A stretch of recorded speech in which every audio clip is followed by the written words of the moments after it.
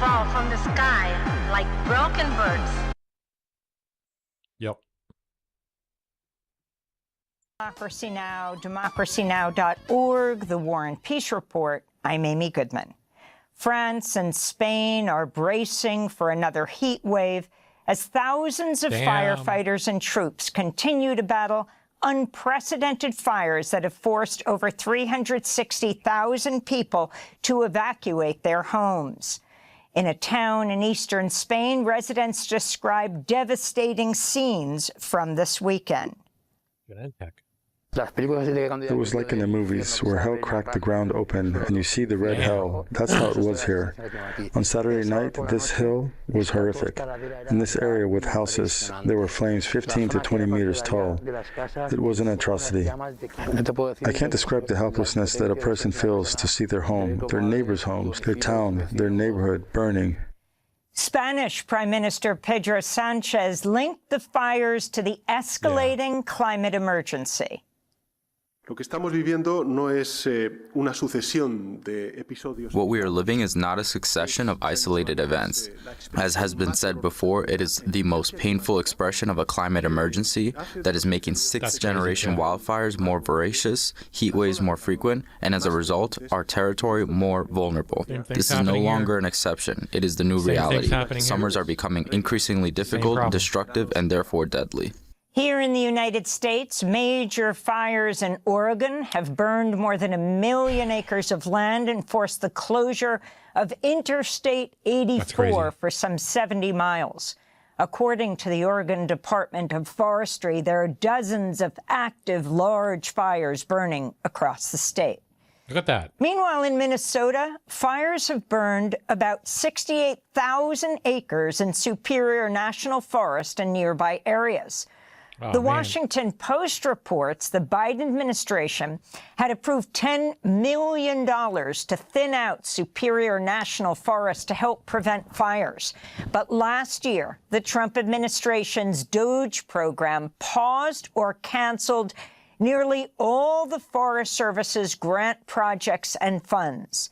A former U.S. Forest Service district ranger said, quote, "Had that work been implemented, it would have been effective in stopping or slowing down these fires." President Trump is hosting Israeli Prime Minister Benjamin Netanyahu at the White House today for the first time since the U.S. and Israel launched their war against Iran 5 months ago. The meeting comes as Trump weighs his next steps in Iran. On Friday, Trump paused strikes after 2 weeks of attacks. On Monday, he told Axios, quote, "We are in very deep talks with Iran. If they don't work out, we'll go back to very strong military action," he said. In June, Trump and Netanyahu reportedly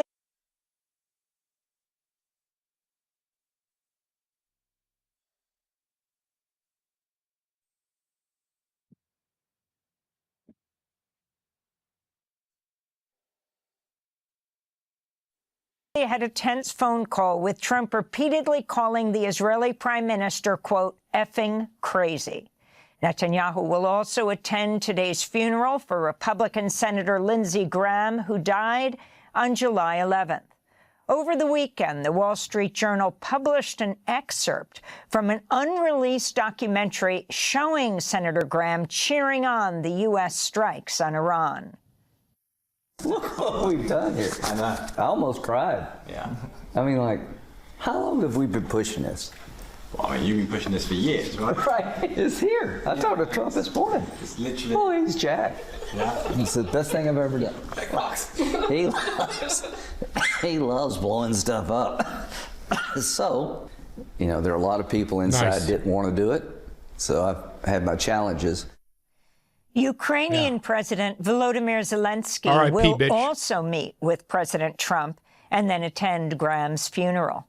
Zelensky's visit comes days after a Russian ballistic missile struck a large military technology and drone exhibition near Kyiv that had been organized to show off Ukraine's drone technology.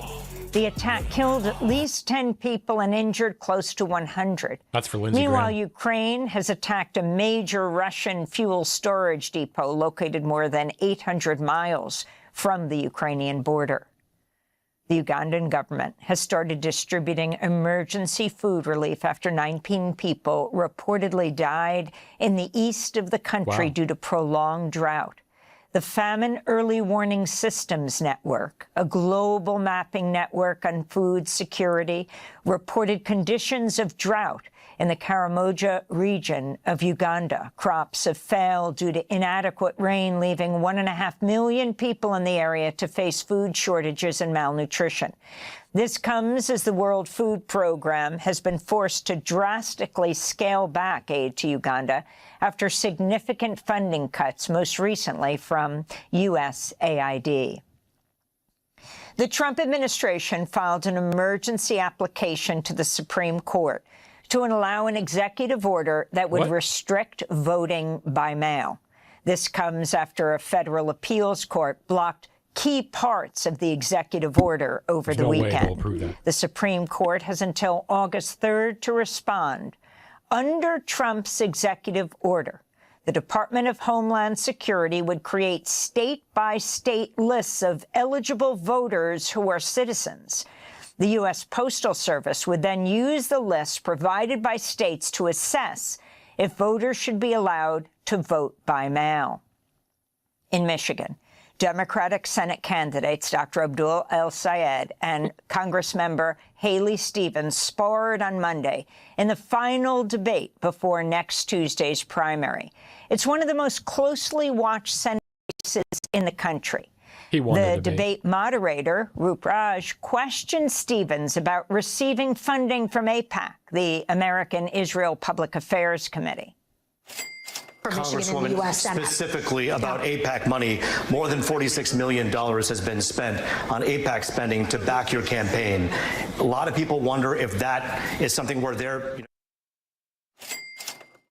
Is that something people should be concerned about? And if not, why not? Absolutely not, Roop. Look, I have been very clear, consistent, and transparent.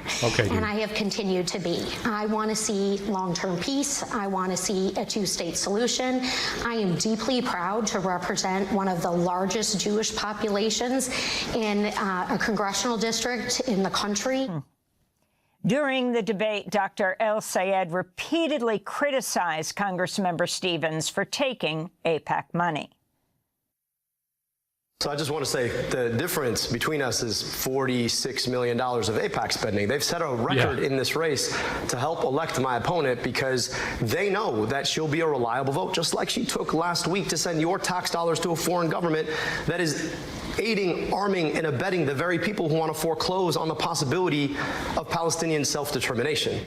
ICE is reportedly stepping up plans to arrest and deport Haitian migrants, as hundreds of thousands of Haitians are set to lose their status under TPS, the Temporary Protected Status Program.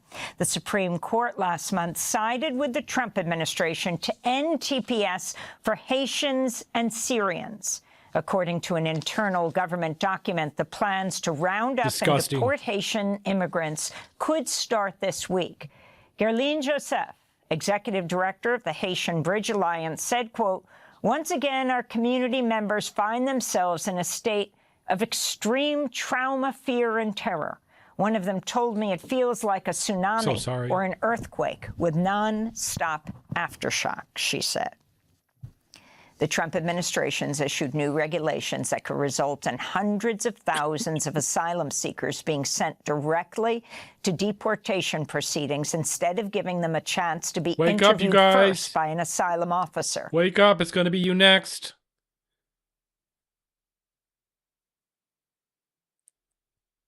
The rule could impact 440,000 cases. Doris Meisner, the director of the U.S. Immigration Policy Program at the Migration Policy Institute, said, quote, "The ultimate impact of making this change certainly seems to be to try to deny as many cases as possible without regard to the fairness of the determination," unquote. This comes as the Trump administration has fired more than 100 immigration judges and replace them with military lawyers and former prosecutors for the Department of Homeland Security. Oh, fuck. The Justice Department dropped its case against SEIU union leader David Huerta. Last year, he was charged with obstructing an officer after being arrested while protesting ICE raids in Los Angeles. Video from the event showed a masked officer shoving Huerta to the ground during the demonstration. Yeah, we saw this. In a statement, Huerta said the Trump DOJ, quote, is finally admitting what we knew from day one and what was obvious to anyone who saw the videos.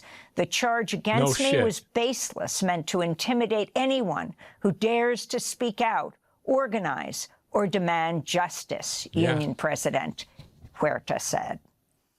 In Brazil, the eldest son of jailed former President Jair Bolsonaro has formally launched a campaign to challenge President Luiz Inácio Lula da Silva in Brazil's next election. Flavio Bolsonaro is a right-wing senator who's already received the backing of Argentine President Javier Milei and Israeli Prime Minister Benjamin Netanyahu. Jair Bolsonaro is serving a 27-year prison sentence for leading a coup attempt against his 2022 election defeat. Where President Trump should be. In other news from Latin America, former Honduran President Juan Orlando Hernández has returned to Honduras 8 months after receiving a pardon from President Trump. In 2024, Hernández was sentenced to a 45-year prison term in the United States for taking part in what prosecutors described as, quote, one of the largest and most violent drug trafficking conspiracies in the world, unquote. God damn. Hernández still faces corruption charges in Honduras, but an arrest warrant against him was recently canceled. His brother, Tony Hernández, remains in prison in the United States. The Washington Post is reporting the Trump administration's campaign of blowing up boats in the Caribbean and Pacific has not reduced the amount of cocaine entering the United States. A previously unreported assessment by the Drug Enforcement Administration concludes the attacks have failed to affect the supply or price of cocaine in the United States. The U.S. boat strikes have killed at least... Yeah, it's not going to change anything, and the incentive is really high because a street price for cocaine is 500x what it costs to make it. Or 5,000x or some crazy number. 221 people since September. No evidence has been made public linking the boats to drug traffickers. Last week, Democratic Congressmember Chuy Garcia called for an independent investigation into the strikes, as well as the recent murder of the Ecuadorian prosecutor Alexandra Bravo, who was fatally shot along with her sister by a hitman on a motorcycle last month in the city of Manta. Dropsite News reports that at the time of her killing, she was investigating U.S. strikes on 3 Ecuadorian boats in which 36 passengers survived. Bravo was investigating claims by the survivors that they'd been abducted, then tortured by American gunmen in U.S. military uniforms aboard a U.S.-flagged patrol ship. In Chile, police say they've captured a man sentenced back in 2023 for the kidnapping and murder of folk singer and activist Victor Jara under the dictatorship of Augusto Pinochet. Nelson Haas was one of a group of military officers who was charged with Jara's murder. He fled from authorities after his sentence was announced and was captured over the weekend. Jara was a pacifist who supported the socialist President Salvador Allende and was tortured and shot 44 times 5 days after the coup brought Pinochet to power in 1973. Salvador Allende died in the palace on September 11th, 1973. To see more of our coverage about Victor Jara, go to democracynow.org. Kentucky's Republican Senator Mitch McConnell's office released a new photo of him since he first entered the hospital last month after a fall at his home. McConnell has missed 38 roll call votes in the Senate, and has not done any media interviews since he was hospitalized. New York Democratic Congressmember Alexandra Ocasio-Cortez called on Senator McConnell to speak to the public or resign. He can't give us an update. He should resign. Absolutely. In addition to the one that he already did, the one he sent out about a week and a half ago. I think it's been very clear to people across Kentucky that his update was not sufficient. And a powerful 6.8 magnitude earthquake has hit southwest Japan, damaging buildings and highways. Many people are reportedly trapped inside a shopping center in the town of Kashima. And those are some of the headlines. This is Democracy Now!, democracynow.org, The War and Peace Report. I'm Amy Goodman. Thanks for watching Democracy Now! On YouTube. Subscribe to the channel and turn on notifications to make sure you never miss a video. And for more of our audience-supported journalism, go to democracynow.org, where you can download our news app, sign up for our newsletter, subscribe to the daily podcast, and so much more.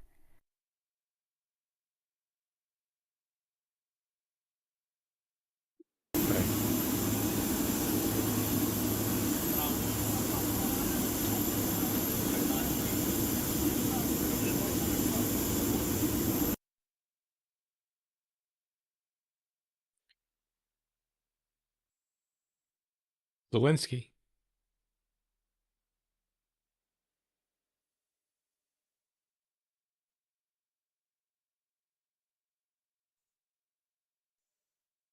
Fuck you. Look at that fucking evil smile. God, he's disgusting. Run, stop.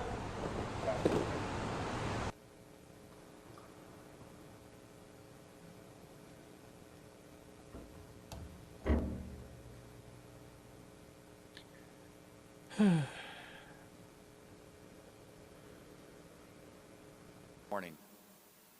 It's difficult to believe that we're here today to say a final farewell. Lindsay was a towering figure here in the Senate. Yeah. And on the international stage. That's all I'm going to say about Lindsay motherfucking Graham. National security and our national defense is well known.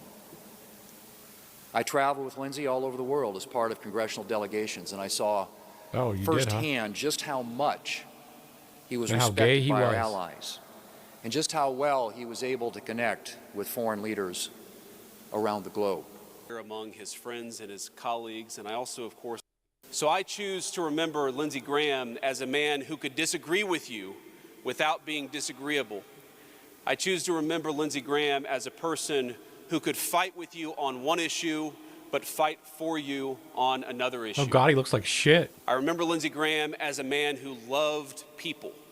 And because he loved people, he was willing to reason with them, to respect them, and ultimately to persuade them. No.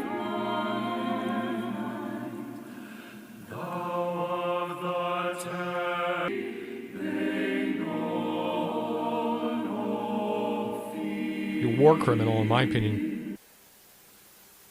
I mean, I feel sorry for his family, but that's about it.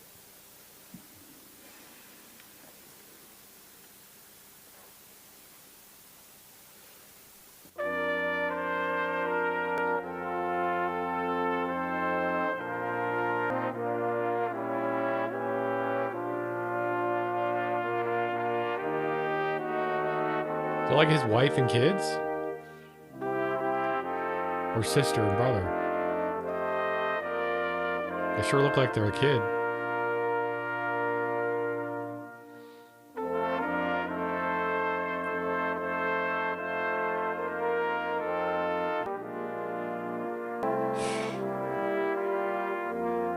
God, I hope they're related. He sure was touching her weird.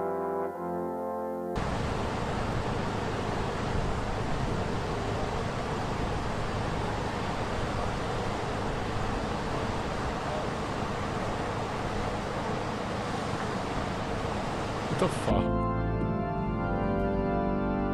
All this ceremony we got. It's like just... He's a war criminal! his own master when he dies.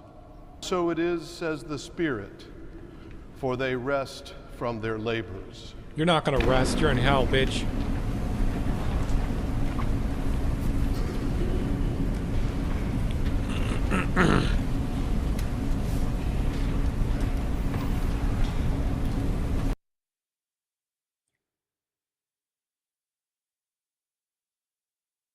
All right, guys, so we got to talk about what's going on in the Michigan U.S. Senate primary on the Democratic side. As you all know, it's Haley Stevens versus Abdul El-Sayed. Abdul El-Sayed is the left-leaning candidate who actually is representing the Democratic voting base and where they are on issues. Haley Stevens is basically an astroturfed Diet MAGA Democrat. That's what she is. She's taken, I believe, the number is $40 or $50 million from AIPAC for this campaign. $45 million. Very disturbing stuff. I mean, honestly, that should make it so every Democrat runs away from you in heart. Oh, my God. If you're taking that amount of money from the Israel lobby. You shouldn't take a fucking penny from the Israel lobby. You're taking fucking racist coming out of the woodwork too in Michigan. Taking $40 or $50 million. Oh my God, it's just horrible. Well, anyway, she has been up to a lot of dirty tricks. Okay, and her campaign has gotten very, very ugly. Okay. So I'm going to talk about that in a second, but first let me show you this.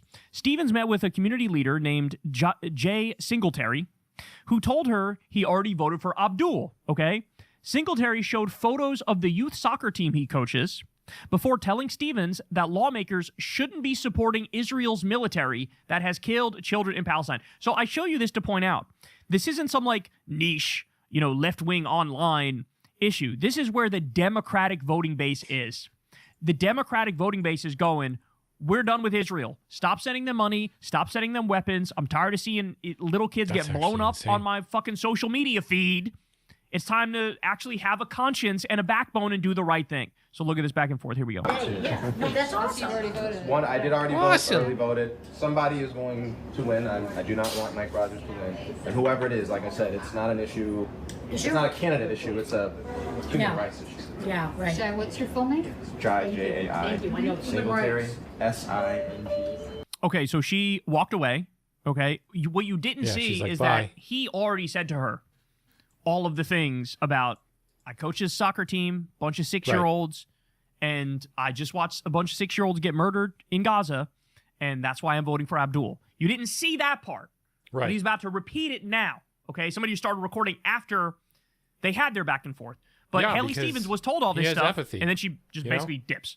She's told, like, hey, stop voting for the murder of kids. Don't support that shit. Dips. Here we go. All right, now, guys. See you. Bye. See you tonight. I'm 31.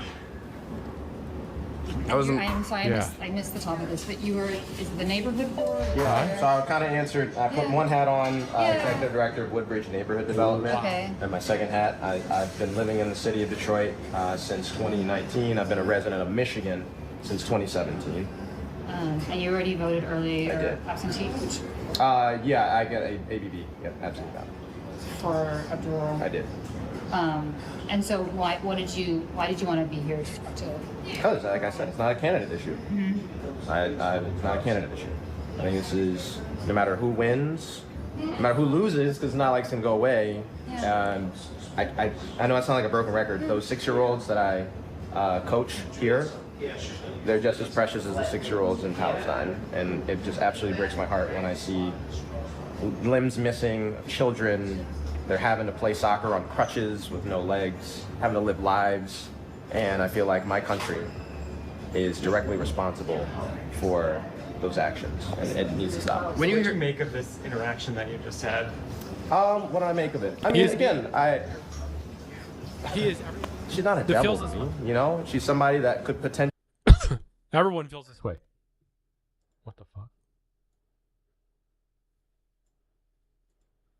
Great.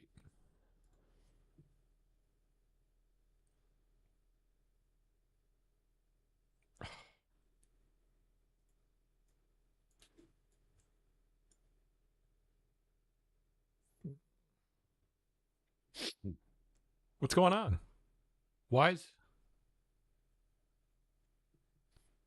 win this seat, and I wanted an opportunity to speak with somebody about an issue. I have no Palestinian blood in me. It's just I have to believe what I see. I have to believe what I see. So about the interaction, It was fine. It was cordial. We got to talk about both. I tried my best to talk about both sides of what I care about in my professional work, but also as a person. Yeah. Will you vote, if Haley wins the primary, will you vote for her in a general? Likely, yeah. So he said, quote, "Those 6-year-olds that I coach here, they're just as precious as a 6-year-old in Palestine, and it just absolutely breaks my heart when I see limbs missing, children, they're having to play soccer on crutches with no legs. I feel like my country is directly responsible." So he was trying to talk to Haley and be like, look, I voted for Abdul. Here's why I voted for Abdul. You know, almost trying to like talk her into having more of a conscience on this issue.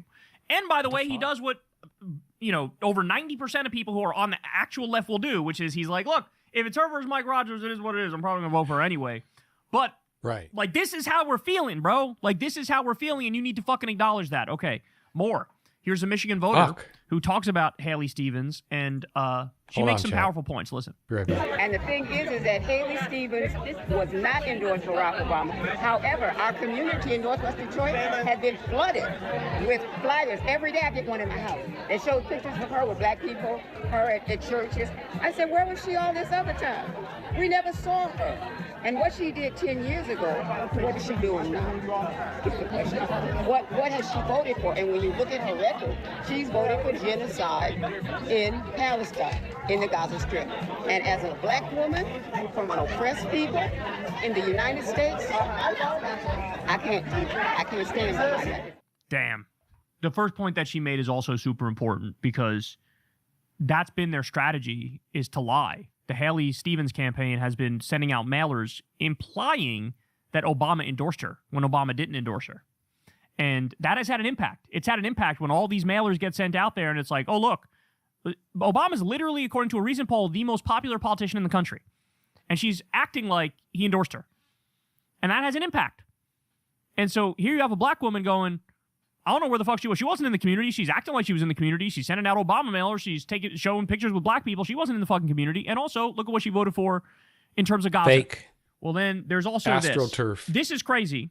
That's what that is. But you had a woman by the name of Kristen Reed. And this Kristen Reed woman posted that Abdul reminds her of an abusive ex-boyfriend. And she had this, you know, longer tweet than that, but the gist of it was, isn't he a misogynist? Isn't he like an abusive boyfriend? That's the kind of vibe that he's given me. And then as everybody points out, as Blakely does here, wow, that's Islamophobic. Profile checks out. And it goes, you know, through. This is hashtag free Iran. Excuse me? Free Iran? Stand up to Jew hatred. So this is the type of person who acts like, oh, we're liberating Iran. And also, if you disagree with the genocide, that's Jew hatred, right? So, yes, if you call a Muslim man, an Arabic man, violent, with no evidence whatsoever, by the way, yes, you're playing on Islamophobic stereotypes. That's what you're doing. It's not exactly hard to see. Oh, here's the post. Is it just me, or is Abdul El Sayed like an abusive boyfriend who gets far more unpredictable and dangerous when he realizes you might be leaving him? That's not very subtle now, is it? What the fuck? So everybody was pointing it out. By the way, there were literally countless posts basically agreeing with this, saying their own version of this. They've now decided, since they're desperate and they're in the final stretch of this election, I believe the election is August 4th, so it's coming up soon, they've decided to go all in on lying and pretending Obama endorsed Haley Stevens and lean into Islamophobia so they're just and bigotry. Lie like now, MAGA. If that wasn't clear enough for you, how about like this he said, it's Diet Farmington MAGA. School Board member and it's fucking Diet MAGA. He's right. Angie Smith says she's backing Stevens because she believes she will represent everyone. But that's not all she says. Listen to the specifics here. Hi, I'm Angie Smith. I'm from Farmington Public Schools. Top vote getter for Farmington Public School Board. Been on the board 11 years. I am supporting Haley Stevens because she's that candidate. We need someone that can represent all of us, not just one race, but all races. Haley has done great work in Farmington and in Farmington Hills. She knows what she's doing. And anytime you can go to a Democratic convention and be booed and walk from behind a podium and stand there while you're being booed and things thrown at you, that's our person. So let's vote August 4th for Haley Stevens. Thank you. Thank you. When you say, not just for one, what do you mean by that? Well, you feel the other candidate is... The other candidate seems to be for, he doesn't work a room. You have to know how to work the room. Doesn't work the room. Speaking only Arabic. Don't come out with your Arabic music on. Represent everyone. You know, my DNA is my DNI. Well, my DI, you know, I'm the mother of a lesbian. I'm Puerto Rican and Cherokee with a grandfather that was a white man from Ireland. Represent us all. Don't just represent one ethnicity and one race. Oh, my word. What the fuck is she saying? On what planet is Abdul not representing everybody? What the fuck What do you is she think talking Medicare about? for All does? It represents everybody. What do you think it does when you stop sending money for a genocide and you take that money and give it to schools here? Abdul erased the medical debt of 300,000 people, bro. That's what he did. He got kids who needed glasses. That's what he did. His track record is exactly that, is helping everybody. But this is okay. This is the Haley Stevens supporters. This is who they are, bro. This is who they are. It's disturbing. It's disturbing.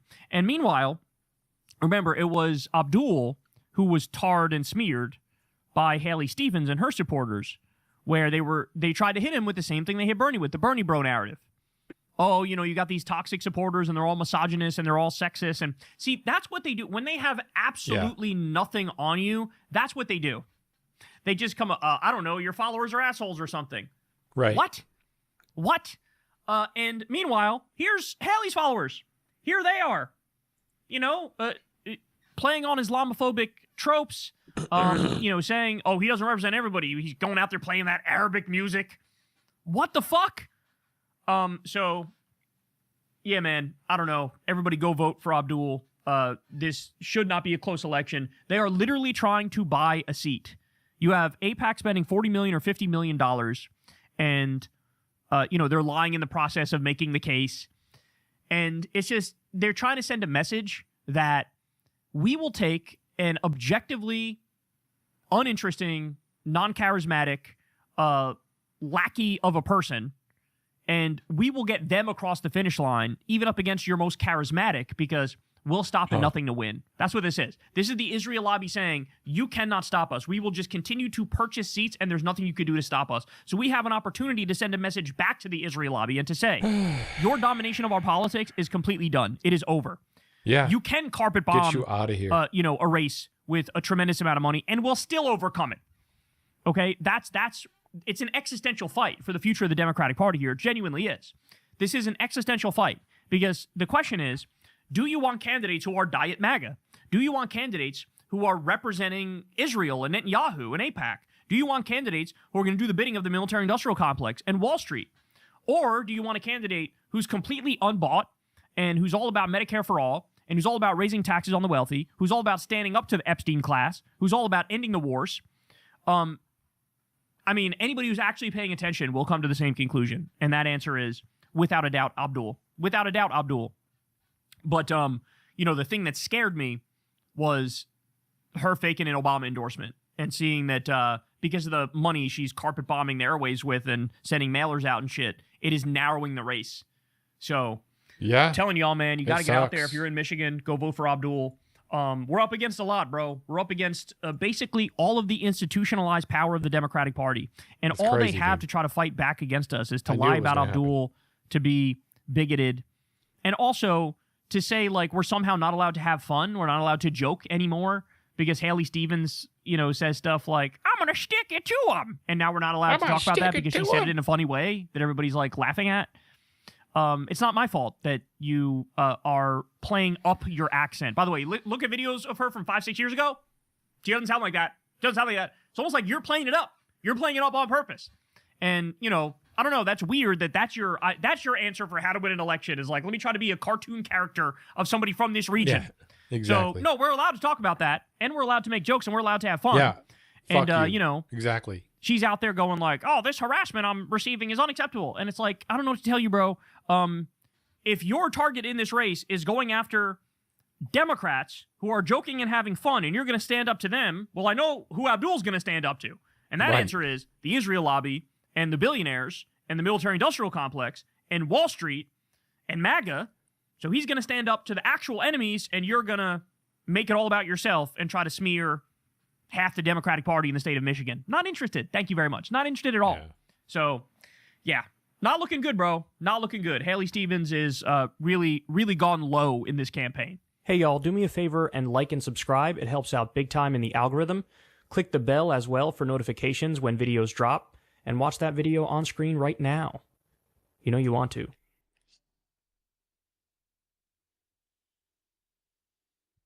We've suffered a devastating defeat. We went into the war with 4 goals. We failed on all 4 counts. There is no escalation option here. There may not be an easy military option. Pulling back, that's no good. But just to be clear, General Clark, you would go in harder, and would that involve ground forces? One word, scale, scale. There are massive mountains, 11,000 Manhattans. That's the search problem we have, the scale problem. What's made you so anti-Semitic? What do you want then? What is your end goal with this? I want you to admit you're just a brazen anti-Semite. You don't like Jewish people. You don't want to associate with Jewish people. Just admit it. The chaos of unintended consequences is one of the biggest strategic problems with waging war. For all of the so-called war games and disaster planning, nobody can predict the future. Iran's proxy militia in Yemen is attacking Saudi Arabia's coastal oil facilities. It jeopardizes yet another alternative to the Hormuz Strait, and it drags in another country who didn't want war in the first place. This weekend, Ukraine launched a deadly attack on an Iranian vessel it says was trading weapons with Russia. Now experts fear that Ukraine's European allies might be dragged in too. They may want nothing to do with Trump's Iran war, but they're lockstep behind Ukraine in the war against Russia.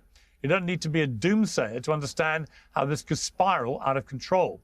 Dangerous unintended consequences are one of the reasons why so many expert guests on this show have repeatedly called on Trump to declare victory and get the hell out of this. For a while, that is what he was doing. But all of a sudden, the debate has pivoted. It's all about how and when the US should escalate, and not if. The war's public cheerleaders are making the case that US deaths may be worthwhile if the US escalates into operations like seizing Carg Island. No one in America wants American casualties. It's a tragedy and a horror. We do understand that war does come along with casualties, and we are willing to undergo those casualties in pursuit of an end and a victory for America. But as far as the idea that, for example, America, we can't hit Carg Island because the Iranian people would then be deprived of oil resources. Ooh. The American people are, I should say, not particularly concerned about that. We are far more concerned with why we're there not winning. Well, the American people are concerned about why the US is not winning, as well as the war's cost in lives and dollars. Winning? There was question never is whether any of the only a dumbass thought we could win. Only a dumbass. So any dumbass you hear talking on here saying we can win, they're lying. Or they're dumb. Operations now being retailed will get them any closer to anything which could plausibly be called a victory. Why Trump has given up on giving up is unclear. The late Lindsey Graham had one prescient explanation in newly released documentary footage about his pro-war crusade. How long have we been pushing this? Well, you've been pushing this for years, right? Right, it's here. I talked to Trump this morning. It's literally... Oh, he's jacked. Yeah. It's the best thing I've ever done. He loves blowing stuff up. Well, whether or not Trump loves blowing stuff up, it seems inevitable that he's about to start doing it again. And the whole world is again braced for the unintended consequences. In a moment, we'll have an all-star expert panel to make sense of what happens next. But joining me first with his assessment on Iran, Ukraine, and the Saudi nuclear deal is political scientist Professor John Mearsheimer. Professor Mearsheimer, welcome back to Uncensored. Glad to be here, Piers. That's right, mate. Where the hell are we? I can't think of many people better. It's not a fucking Tuesday unless we're talking to someone from across the pond, right? That's why I got to put on fucking Piers Morgan, mate. Qualified to at least try and explain where we've got to with this Iran war. We've suffered a devastating defeat. You want to remember we went into the war with 4 goals. One was regime change. 2 was to eliminate Iran's ability to enrich uranium. One of the worst defeats we've ever had. Number 3 was to end support for the Houthis, Hezbollah, and Hamas. And number 4 was to put an end to the long-range missile program. We failed on all 4 counts. Furthermore, on February 27th, the Iranians did not control the Strait of Hormuz. They now control the Strait of Hormuz. Furthermore, our basing structure in the region has been destroyed. Our alliance structure in the region is in tatters, and the international economy may go off a cliff at some point in the not too distant future. This is a catastrophic defeat. There's no other way to cover it up. Now, people might say there is a military solution for fixing this problem. There is no military solution. We've tried every strategy in the book, a major air campaign, a blockade, and now this tit-for-tat strategy. All of them have failed, and nobody has an alternative strategy that will pull our chestnuts out of the fire. I mean, that is my reading. What should President Trump do then? Well, I think what President Trump should do is try to get an agreement, a new memorandum of understanding. People around him know he lost. But the problem is, it's not in the Iranians' interest to agree to a new memorandum of understanding anytime soon. They should drag this crisis out for a good month or so more, because the more time goes on, the more coercive leverage they have. So I think Trump is going to have a devil of a time getting the Iranians to agree to a deal that's as good as the memorandum of understanding of June 17th. So I think that he's in real trouble. And you've got, of course, the Israeli position, which a bit like with Trump's midterm elections coming in the fall, you've got the same in Israel. Netanyahu will know that if it looks like he's failed with this war, that will probably lead to him being booted out of office. So he has his own political imperative, perhaps, you could argue, to keep this thing going. Conversely, Trump, would probably face the opposite issue, where if it's still raging, this war, in September, October, and gas prices are still going through the roof and more American servicemen and women are being killed, that this could be politically very toxic for him and end up costing him the whole of Congress. Yeah, I think there's no question, Piers, as you say. Already too late for that. Trump wants to put an end to this. He understands he doesn't have a winning strategy. And as you point out, from an Israeli point of view, it makes sense to try to keep the war going. This is the war against Iran.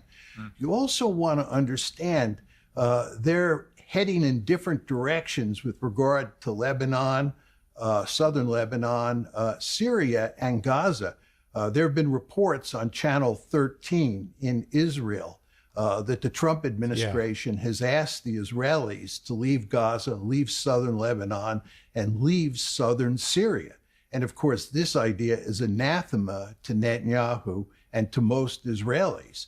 So it appears to me that what you'll see is that the two sides are at loggerheads on two different sets of issues. It is a mess, and we've also got this added complexity of Ukraine launching a deadly attack on an Iranian vessel it says was trading weapons with Russia. This could potentially drag in Ukraine's European allies into a war they've so far resisted getting involved with in any offensive capability. What do you think is going to happen here? I think it's possible that the Iranians may strike at some target in Ukraine, but I think the Iranians do not have any interest in getting involved in a war against Ukraine, and I don't think Ukraine has an interest in getting involved in a war with Iran. Ukraine is up to its eyeballs in alligators fighting against the Russians. The last thing they need is a new front. So I think there may be some minor tit for tat, but I don't think this is going to escalate in any meaningful way. I think the escalation that's really scary is what's happening with regard to the Yemenis or the Houthis and the Saudis. And now it looks like Saudi oil is no longer going to come out of the Red Sea. And furthermore, that the Houthis are actually destroying oil refineries inside of Saudi Arabia. This is really potentially bad news. It is bad. I mean, it could be absolutely catastrophic, couldn't it? I mean, and we haven't even got around to the potential apocalyptic element of this, which is if they start trading attacks on desalination plants, for example, the consequences for the people in these countries could be absolutely horrendous. It's going to be terrible. There's no question about that. You want to remember, though, that Iran hardly relies on desalination plants at all. They rely on desalination plants for somewhere between 2 to 3% of their drinking water. It's the Gulf states that are heavily dependent on desalination. This is one of the reasons that President Trump has not gone after infrastructure, civilian infrastructure, in Iran. His great fear is that if he starts going after power plants, he goes after bridges, oil facilities, or desalination plants in Iran, that the Iranians will retaliate in kind. And this will basically, and I'm not overstating the case here, it will destroy these countries in the Gulf, right, because they can't survive without desalination plants. And this greatly limits our ability to escalate. I think there are also economic pressures on these Gulf states which are beginning to really bite, particularly some of the smaller ones. I mean, I've been hearing about Kuwait and Bahrain and these kind of states who don't have the kind of Middle East superpower economies of, say, Saudi Arabia, who might be in real trouble the longer this goes on. Well, the thing is, if you look at the geography, Piers, Bahrain and Kuwait can only get their oil out through the Gulf and through the Strait of Hormuz. And given that the Strait of Hormuz is closed to them, they're not getting any oil or gas out. Both the Saudis and the United Arab Emirates, the UAE, they're getting their oil out. The Emirates have a base, it's called Fujari, that's on the Sea of Oman, and they're able to get quite a bit of oil. I'd estimate somewhere on the order of 2 million barrels a day out of Fujari. Oh, nice. And of course, the Saudis, up until very recently, have been getting oil out through the Red Sea. So I would estimate that in total, about 7 million barrels of UAE and Saudi oil have been getting out onto world oil markets, but hardly any Kuwaiti or Bahraini oil has been getting out because it's all bottled up inside the Persian Gulf. Yep. Summer is here, and for once, even we Brits have had nothing much to complain about. Very few things can spoil a long day. Not in America's Israeli nuclear kingdom. Exclusive 20% off. You have argued before that it's rational that Iran should acquire nuclear weapons for deterrent purposes. Would you use the same argument with Saudi Arabia, given what's been happening? Absolutely. From Saudi Arabia's point of view, it makes eminently good sense to have nuclear weapons. I think I've told you before that Ehud Barak, the former Israeli prime minister, said that the reason he believes that Iran is pursuing nuclear weapons is because it makes so much sense. But the key, Piers, you always want to remember this, is that what's good for Iran or Saudi Arabia is not necessarily good for the United States. And in this case, it is absolutely not in our interest, not in America's interest, or Europe's interest for that matter, to see either Saudi Arabia or Iran have nuclear weapons. So the fact that President Trump has allowed Saudi Arabia to have this significant nuclear enrichment capability is not good for the United States. But I think in this case, Trump felt that he had no alternative, that if he didn't provide the Saudis with some enrichment capability, they'd go on the nuclear market and they'd get that capability from another country, maybe China, maybe Russia, maybe Japan. He's right about that. Or maybe Pakistan, who knows? Iran can't have a nuclear. I think concluded that they were going to get a nuclear enrichment capability. Only Iran. And it would be better from our point of view, both economically and strategically, for us to be in control, and that we would be able to prevent any move by the Saudis to use that nuclear enrichment capability to get a bomb. I mean, President Trump's made it clear the deal is contingent on the Saudis recognizing Israel and joining effectively the Abraham Accords. Can Saudi Arabia do that politically for its own reasons, given what is going on in the Middle East right now? No, and that's why the agreement that was signed last Wednesday made no mention of that.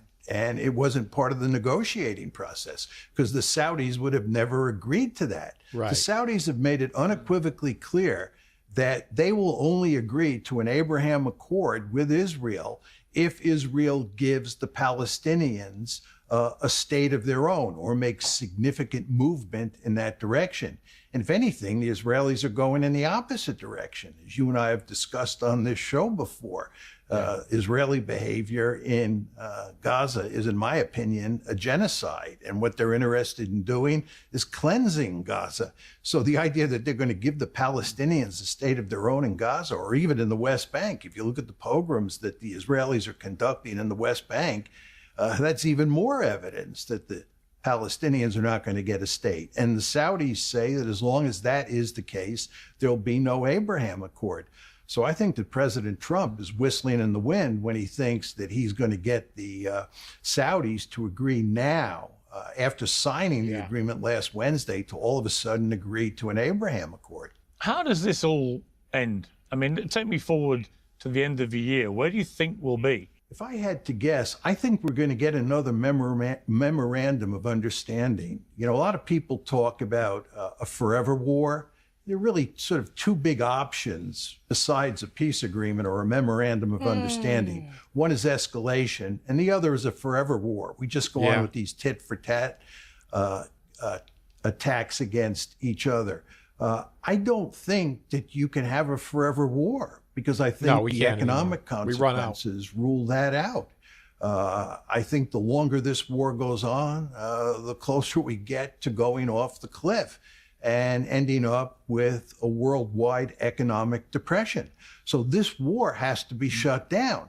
And one of the incentives to escalate is because people recognize you can't have a forever war and that this has to be shut down. So they say, let's escalate. But as you and I both know well, Piers, there is no escalation option here. If there was an escalation option, we would do it. Trump would have done it. Yeah. And in fact, if you look at the most significant military campaign that we've waged in this war, it was the 40-day strategic bombing campaign between February 28th and April 8th. Yeah. And we ended it, and we never started it up again because it was not a campaign, an air campaign that could produce victory. It was just not in the cards.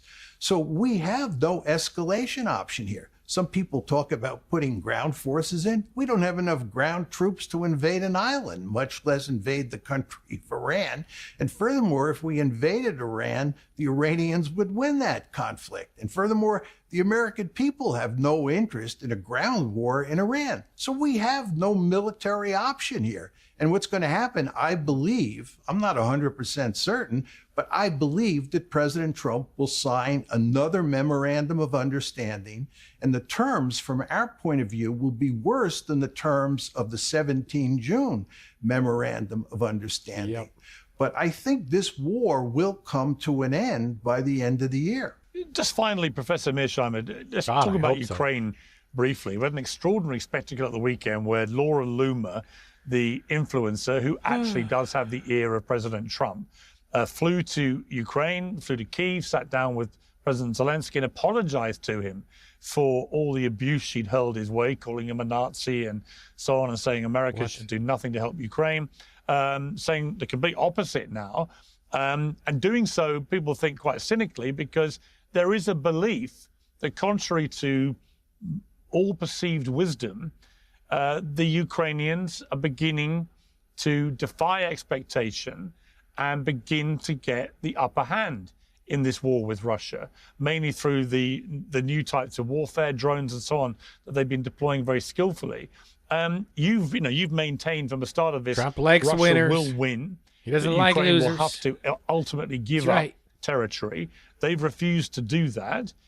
Is your position modifying at all? Are you seeing here on the ground perhaps a possibility that Russia may not get the victory that you thought was inevitable? No, on the contrary. I think the Russians are in the process of winning the war. First of all, if you look at what's happening on the battlefield, the Russians are moving forward, slowly for sure, but moving forward steadily. he thinks the Surely Russians are by winning. the end of the year, they will control all of Donbass.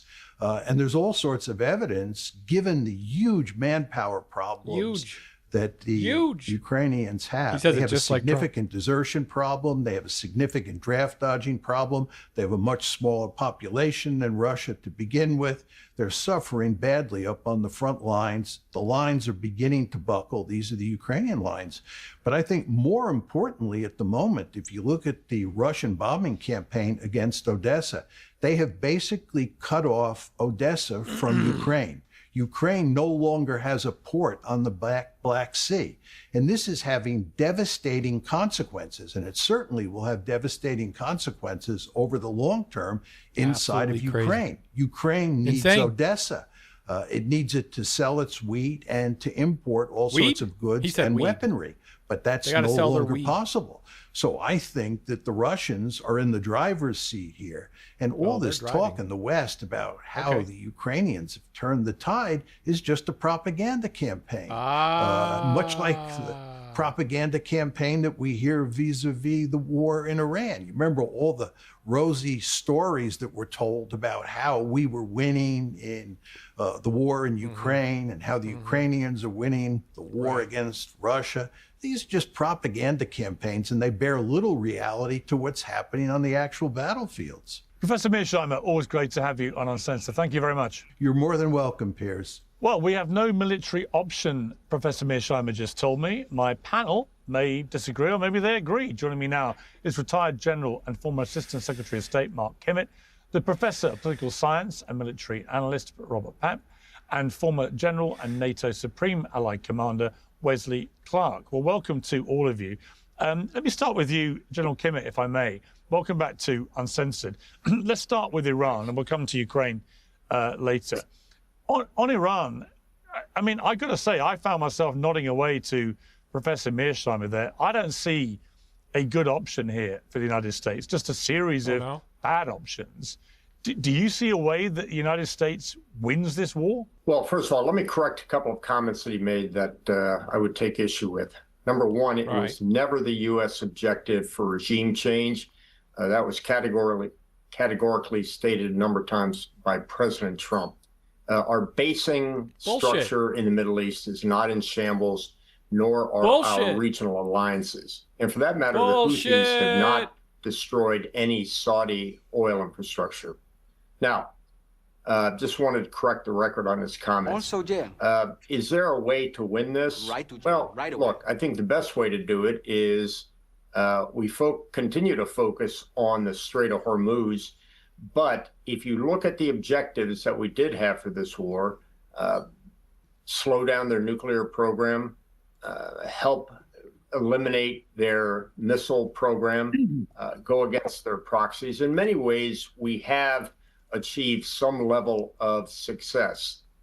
The fact remains is there's a question about if there is any nuclear program left at all. Of course, it is in the minds of the nuclear scientists, but we've really set that nuclear program back considerably, the missiles and the proxies.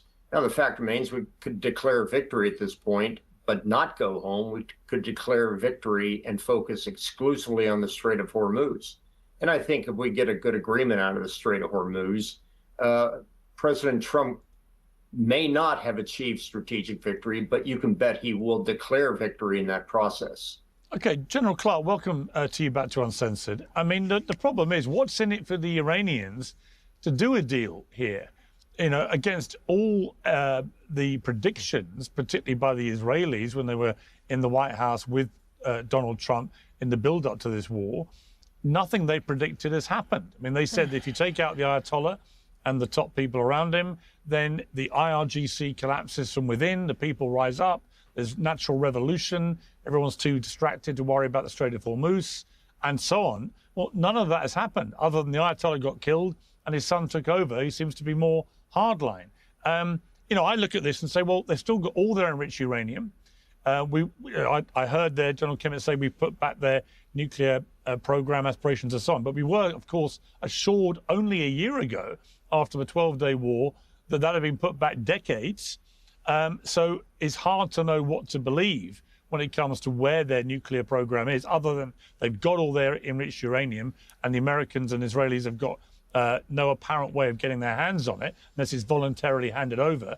But crucially, the Strait of Hormuz has become this asymmetric nuclear weapon that they've been able to turn on and off the tap when it suits them and cause enormous damage to the global energy market. And they now know they can do that with impunity.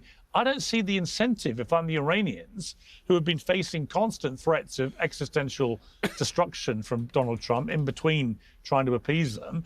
Where's the incentive to do a deal? Well, the Iranians believe they're winning because they've got the strait and because they've still got their missile cities. And Russia and China are just pouring in the resources, the technology, the rocket fuel, the motors for drones and other things. And you can't succeed militarily if you can't isolate the theater of operations. And so we haven't done it. We haven't wanted to do it. And just like in Vietnam, we're up against the same issues of, well, we'd like to win this war, but Russia and China are against us, and we got to be careful.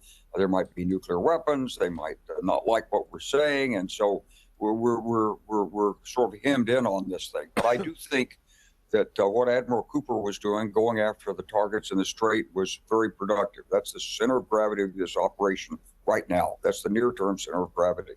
And the fact that he was effective is proved by the Iranian reaction. They didn't stand by and took it.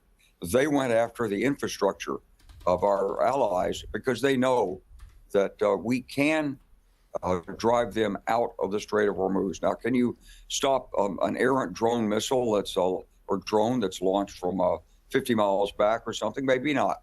But you can certainly set up a system in which you can protect tankers going through. You can clear the minefields. You've got most of the strait cleared now. But one thing you can't do in these campaigns is you can't stop.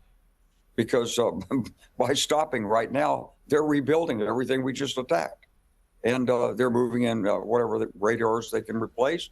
They'll put in more patrol boats. They'll do everything they can to rebuild. So the idea of a bombing pause was really popular during Vietnam, never worked. When I was running the operation in Kosovo, and Richard Holbrooke suggested to me, why don't we do a bombing pause? And I can't negotiate. I said, absolutely not. And here we are, pausing the operation again. Now, Mearsheimer may be right. This may end with an MOU. But the truth is, this is a lot different than the war in Vietnam in terms of the consequences of American failure. And so there may not be an easy military option. There's none. But pulling back, that's no good. We've got a near-term problem, and that's the Strait of Hormuz. We've got a longer-term problem with Iranian nuclear weapons and possibly intercontinental ballistic missiles.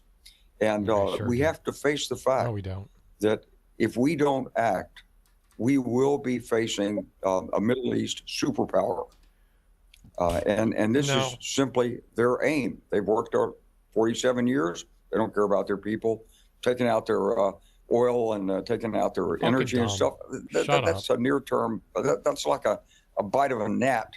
These people know what they're focused on. They're working. They're building their missiles right now.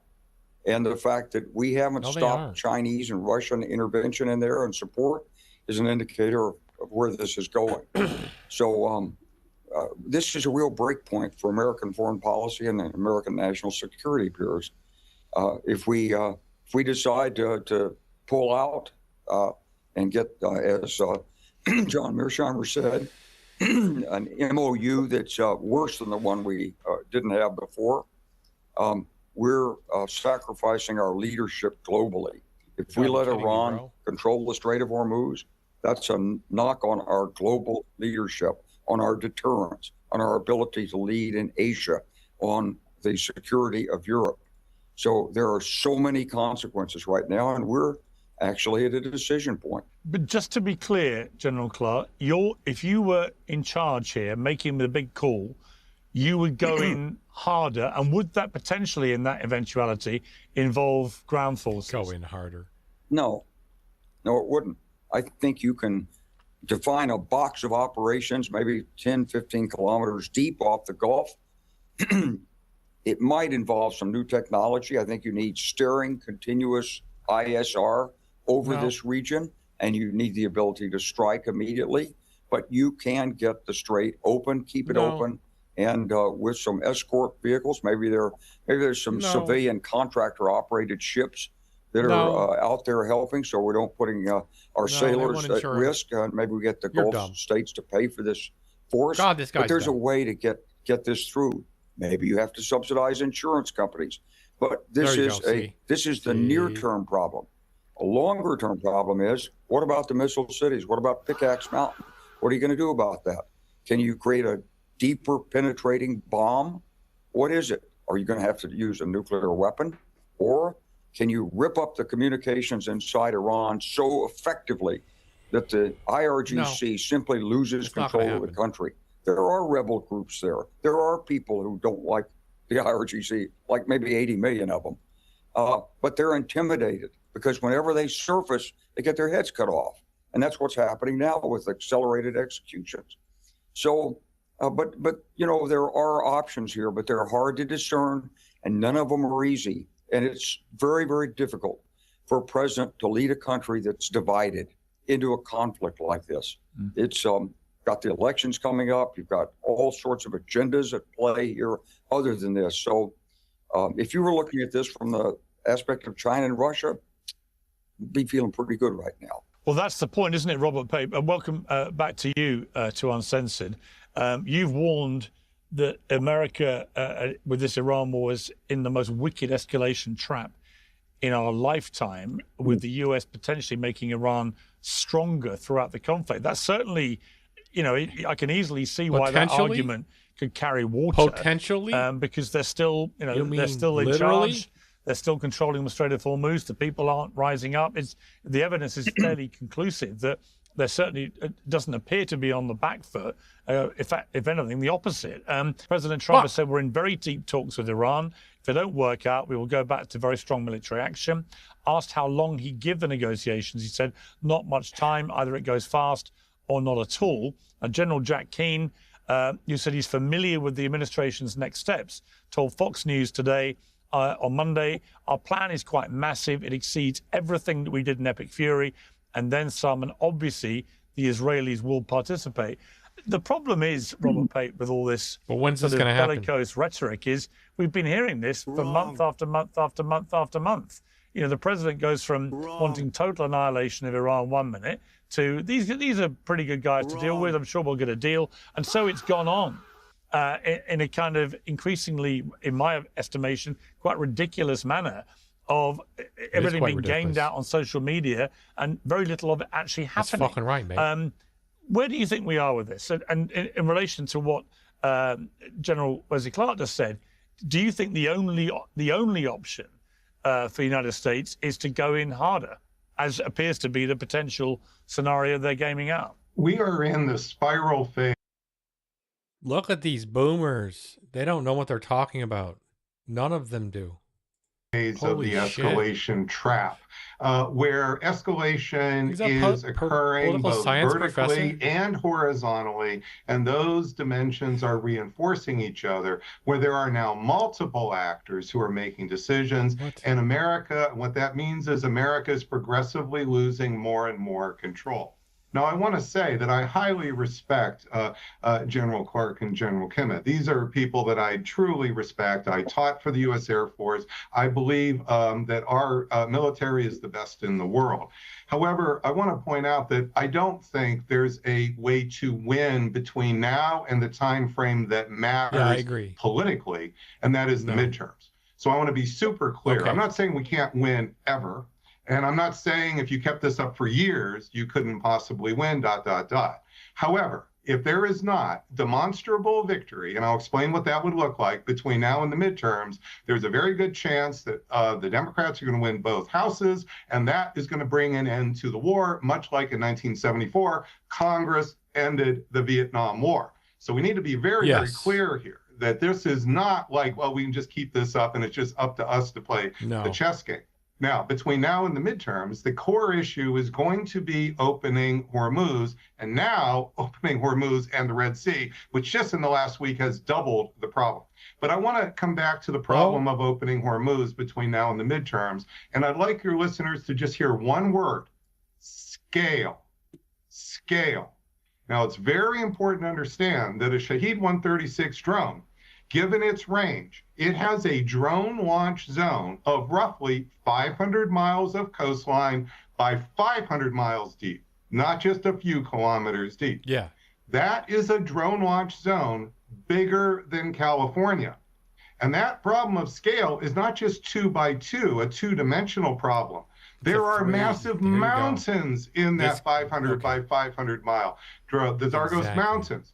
Think about mountains as a skyscraper, where the drone, which is just a little bit bigger, heavier than a king-size mattress. Could be on any crevice, anywhere. Could be deeply buried in the basement. It could be on 412. And the problem is, do you know how many Manhattans, Pierce, you can put in that zone launch area that I'm describing? 11,000 Manhattans. That's the search problem we have, the scale problem. Those are the mountains. And we got to solve this in 3 months. And we're nowhere near being able, we haven't won the first victory yet, let alone taken on this massive problem of scale. Now, again, I am top believer. I believe in American primacy. I believe in America should be the strongest country. I believe we should have the strongest military. This is not coming from somebody who is anti any of those things. This is coming from the opposite. And I believe we're in the most wicked escalation trap. President Trump is trapped. The trap part is a political trap. He is trying to reverse a defeat. Yes. He's trying to reverse it because if he doesn't, this will be the end of his presidency, and he will be the lamest of lame ducks going. Just like if Netanyahu ends his war and stops killing children, it's the end of him too, and he knows it. Forward for years. So this is the trap of the escalation trap. We are likely going to escalate further. I think you're going to see multiple efforts here, but we're not alone. We're not alone. Iran is now initiating escalation. The Houthis are initiating escalation. The Saudis are initiating escalation. And notice, we've totally stopped talking about Israel initiating escalation, Hezbollah initiating escalation. We're not yet talking about the proxies in Iraq initiating. As this war has expanded, the escalation trap is in the spiral phase. And this is the crucial thing to understand. And in that spiral phase, this is not just a chess game like we're Garry Kasparov and we're 2,400 on the scale and we know better than the others. This is what I've been studying for 3.5 decades, how military action impacts politics. So I've never served in the military. I've never dropped a bomb. I have nothing but the highest respect for the folks who put their lives, who are the best and die to be the best. This is not a case where I not respect. This is the opposite. And what we need to do is we need to have the respect to truly lay out what's in front of us, what's in front of our country. And this is that wicked of an escalation trap. Fascinating assessment. General Kimmel, this is, I've got to say something I've been reminding people of regularly, is the impending double political eventuality of these two elections, one in the United States, the midterms, but one also in Israel. And they're both extremely important elections, particularly given what is happening with this war. Before I get your view of that, what about this New York Times story suggesting that one of the reasons for wanting to ease back from the United States point of view is to do with military hardware? That the number of Patriot missiles, for example, is running low. They can't replace them fast enough to replace the ones that are being used, and so on. When you've read that report, does that worry you, or is this normal stuff that goes on in any war? Well, I certainly wouldn't be upset and worried if I was Admiral Cooper in terms of how many Patriots, how many JDAMs, how many fast attack Tomahawk missiles we have. The people that are worried are the Indo-PACOM commander and could well be the EUCOM commander, whose contingency plans all depend on having a certain availability of those critical materials.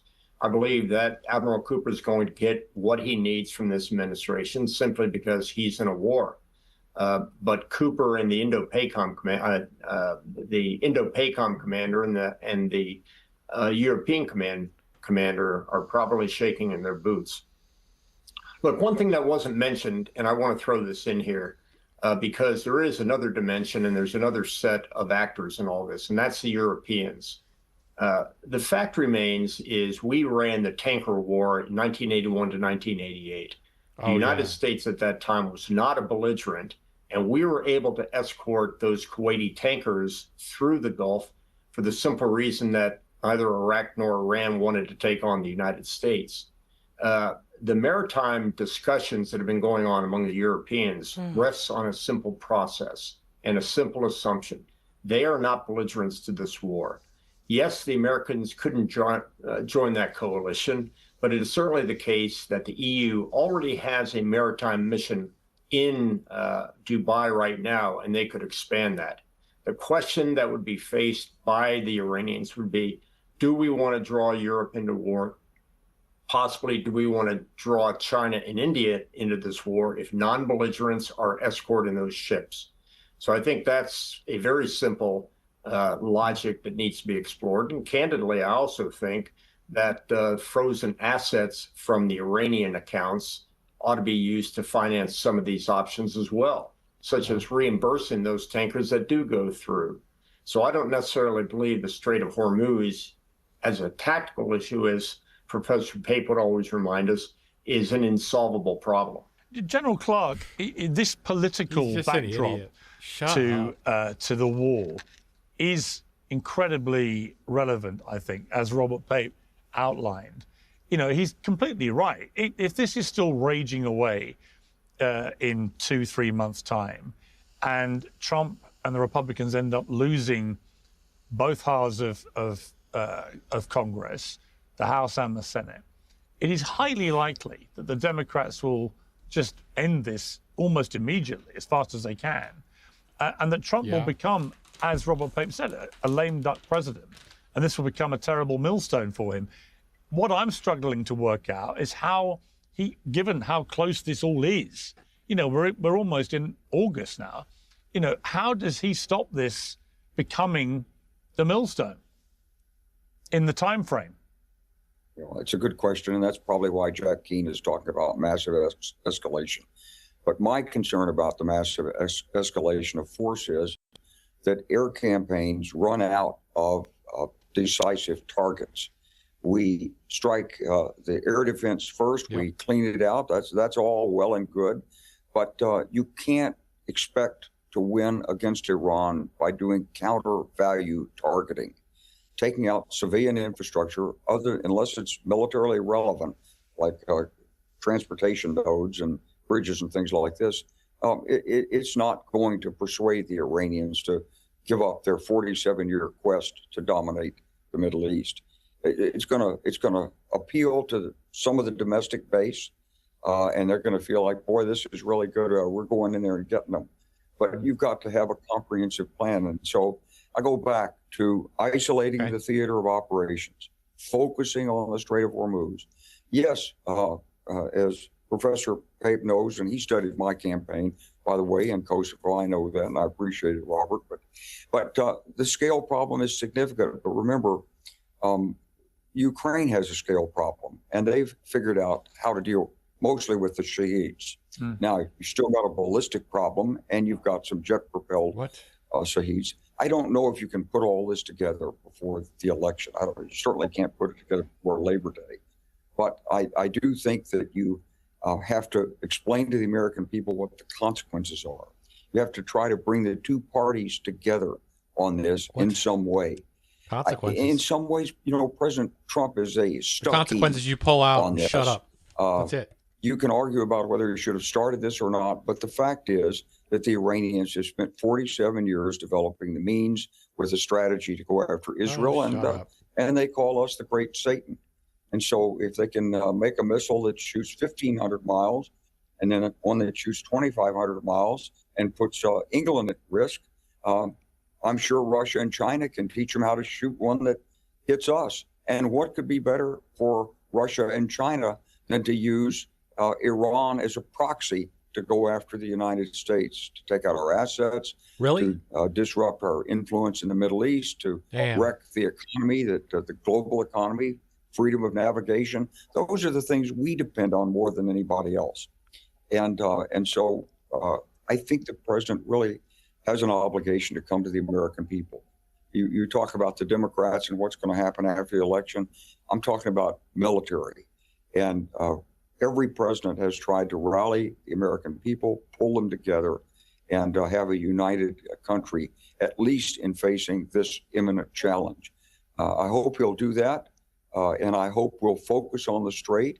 And I hope we won't do any more pauses to give the Iranians a chance to rearm and refit and repair their efforts in the Strait. We got to do better at protecting our friends in the Gulf.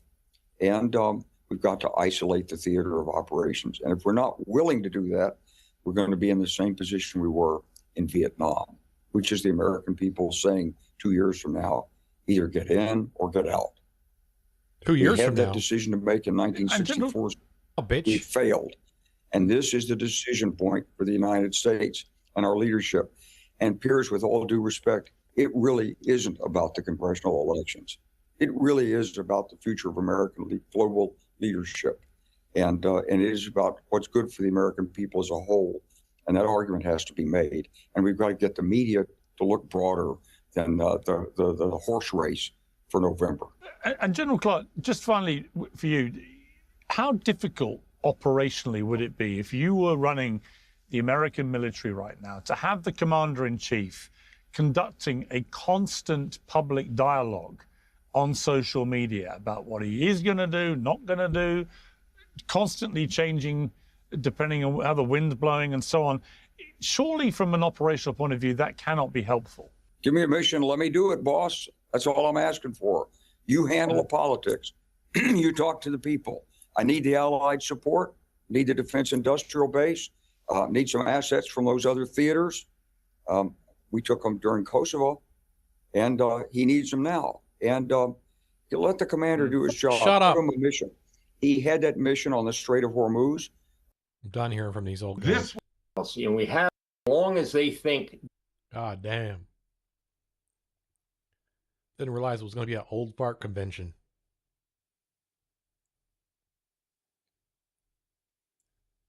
What happened?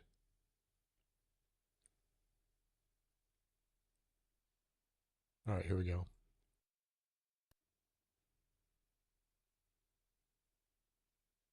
Cap, thanks for the $10. Kyle, David A. Packman subliminally dissed you on Gavin Newsom's podcast. He said content creators who don't take any advertiser money are still not truly independent. Well, that's bullshit, my friend, because I am truly independent. It is true in the sense that I have the default ads on YouTube, but of course there's that big buffer between me and the advertisers. I never talk to them. I don't know who's giving money, etc. So if that's what he means, then yeah, that money comes in, but it is still independent. So there's a big buffer there, and I don't talk to any of them ever, right? So it seems like Cope to me. It seems like Cope because David knows. It's finally catching up with him that he always read a gazillion ads. Like, correct me if I'm wrong, guys. Correct me if I'm wrong. Am I having a fever dream, or did he actually do a crypto ad? Probably. Did he do a crypto ad? Did David Packman do a crypto ad, or was it like an NFT ad? He did like a crypto ad or some shit. Hella did crypto ads. Promoted it to his audience on multiple occasions. Yeah. I know he stopped because of the tremendous backlash he was getting.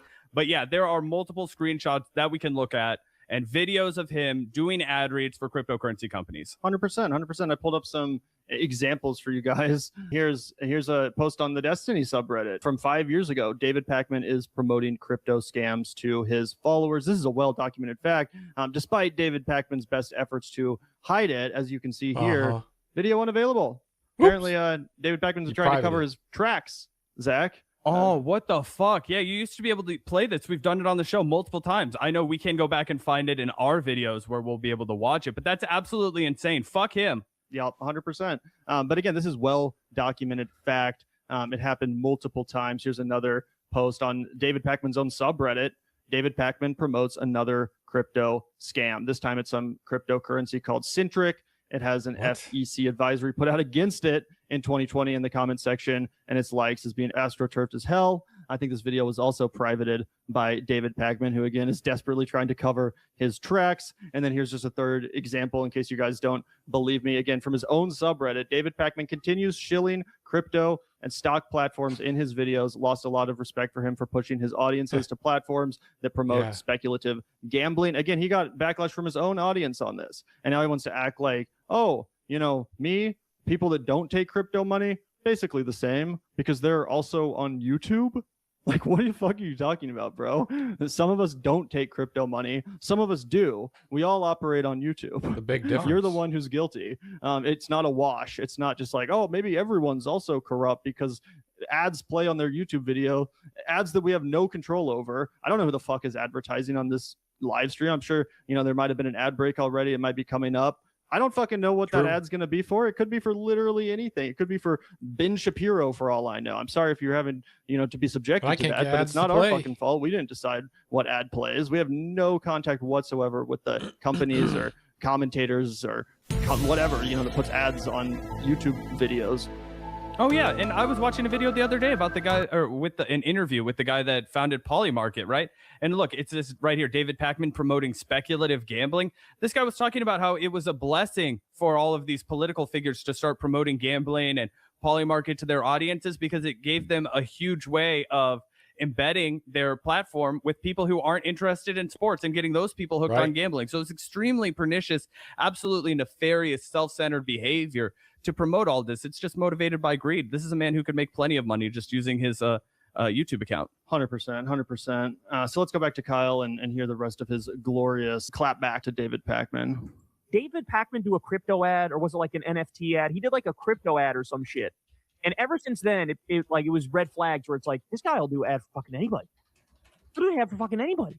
Yeah. And so, yeah, I mean, I feel like it's cope. He now really, like, the internet is catching up to the fact that, hey, man, why are you taking all that money? These guys don't take all that money, and like they're more principled on it. And now he's trying to cope around that, and so he's trying to take a shot at me. But sorry, bro, it's not going to work. I've been so upfront with the whole shit. We have Crystal Kyle and Friends, where everybody funds us. We have the Patreon support. We have the default ads on YouTube, and that's it, right? Like that's it. That's all we do, and we've done that as a matter of principle. Like it was a decision.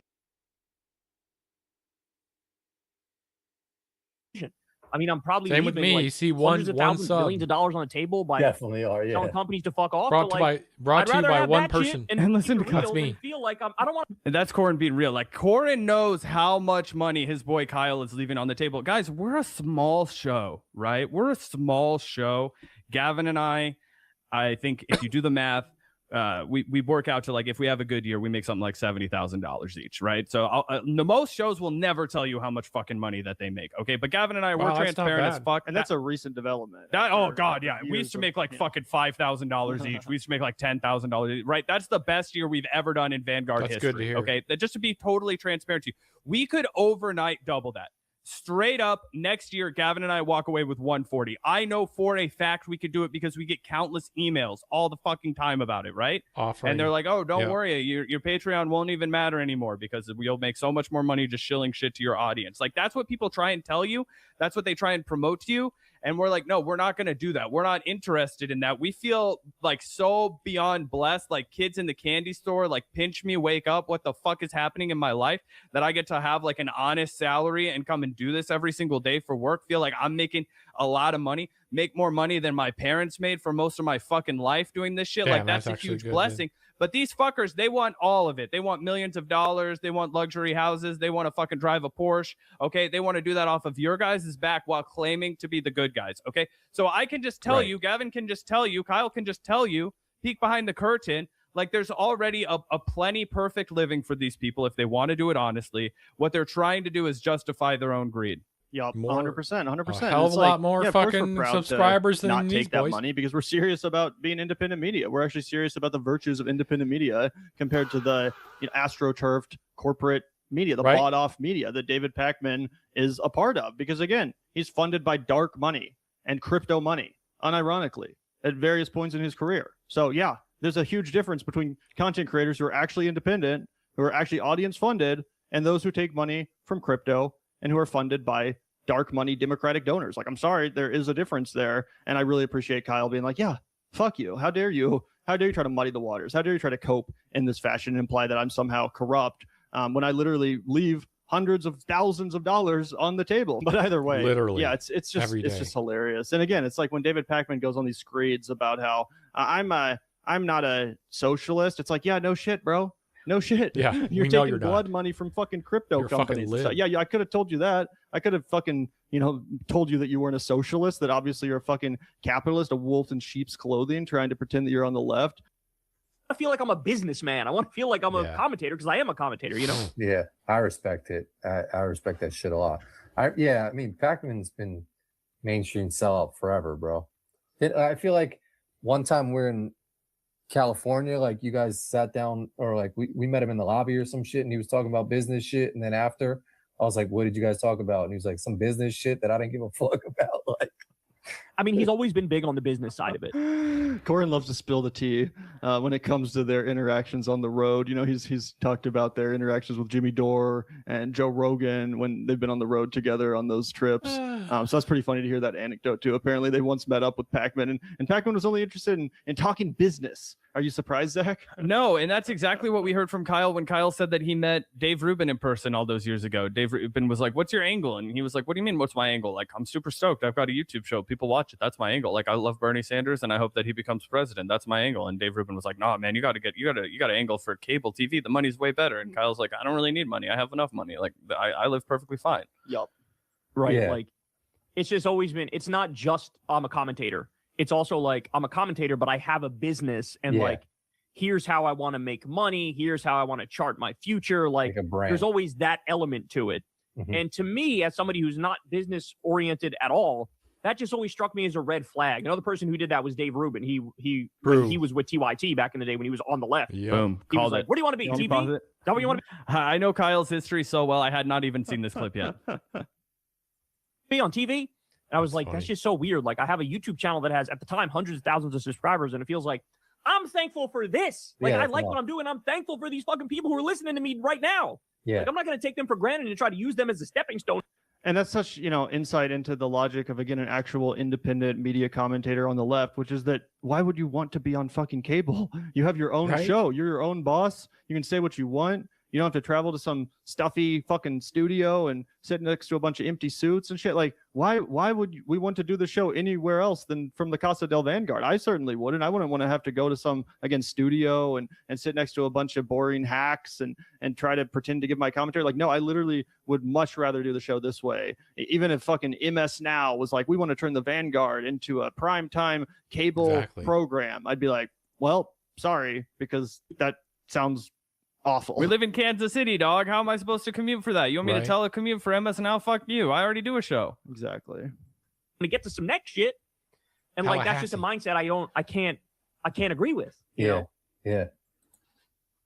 Stranger, thanks for the 20. So yeah, pretty brutal. Kyle Kalinske, again, straight up taking the gloves off, basically calling David Pacman a grifter who's willing to accept money from just about any company, including crypto scams, which is 100% true. It's not just Kyle's opinion. It's literally David Pacman's track record, which you can find many receipts of. If you just type in David Pacman crypto or something, lots of results come up from various Reddit pages where people are pointing this out, complaining about it, even, his own fans. And it's not just crypto.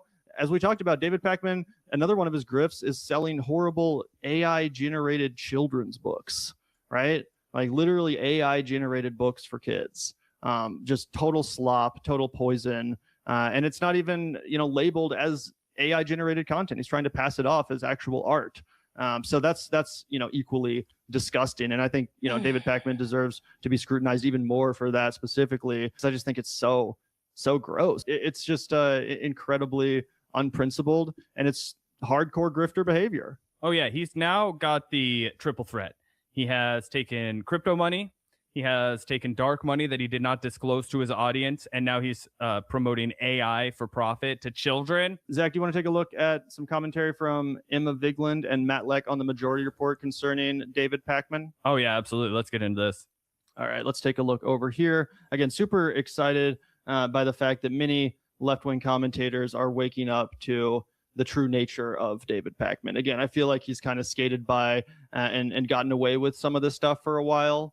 Because he doesn't usually throw the first punch. He usually doesn't call out other left-wing commentators, other colleagues of his. But recently, he sort of broke the seal, right, by going after Hasan Piker. And not just Hasan Piker, but the DSA as a whole, repeating Fox News talking points and fear-mongering about the extremist nature, the violent authoritarian nature of the DSA, its candidates, its policies and platform, right? So he really opened the door to this, and I'm so glad that he did, because it's about time that people got caught up on who David Pacman is, and it's really good that folks like Kyle Kalinske and Emma Vigland are responding by, really exposing what he is and who he is. Oh, yeah. It's so incredible of Emma to come out and get ahead of this, because we need her on the front line. Emma, I swear to God, is one of our strongest soldiers on the left. The fact that she can be a liberal whisperer and actually, relate to people who might not immediately identify as socialist or DSA. I know Emma immediately identifies as socialist and DSA, right? But the way she's able to communicate with people who might be more on the fence, I think is excellent. And the fact that she is going to very passionately and forcefully call out David Pakman's behavior here, I think that's so, so valuable. And I'm really appreciative of Emma for this segment. I mean, I'm all for making fun of this because this is genuinely harmful. Exactly. At a time where the State Department is trying to criminalize leftists. I mean, read Ken Klippenstein's reporting about this. It's astonishing. Yeah. Like they're doing McCarthyite blacklists, and this is one of the largest. And by the way, David Pakman and Destiny are both literally regurgitating some of the exact same language that you see in that memo from Marco Rubio and the fascist Trump administration, talking about the extremist nature of these left-wing orgs. Dreamers who do you think it's a coincidence that David Pakman was contacted by Chorus? Remember when they were making fun of Taylor Lorenz's reporting on this? Has there been any refutation about that yet? Because I haven't seen anything that's legitimate about like their claims. They all cried and bitched about it. And now, shockingly, these same people are the ones that are the most anti-DSA folks who reportedly were in coordination with this company that was paying them for certain services. Thank you. Again, David Pakman is a dark money funded entity. He's a propagandist for the Democratic Party, and he is paid by their dark money apparatus. It's that simple. I mean, you can say that sounds crazy or that sounds like hyperbolic or something, but that is literally just the reality. We're not making that up. It's not a matter of an opinion. Go read the reporting that was just referenced by Emma Vigeland concerning the Chorus dark money slush fund. That's what it is, and David Pakman is one of the top recipients of it. Yep. Or whatever. Number one content. Yeah, here we go. Ugh. The Democratic Party is showing the early signs of the same disease that destroyed the Republican Party. Republicans back in 2010. You know that Republican Party that's so destroyed right now? Yeah, the one that has continuously won over and over and over. The one that controls the entire government. Yeah. It's insane to say that. It's insane to say that.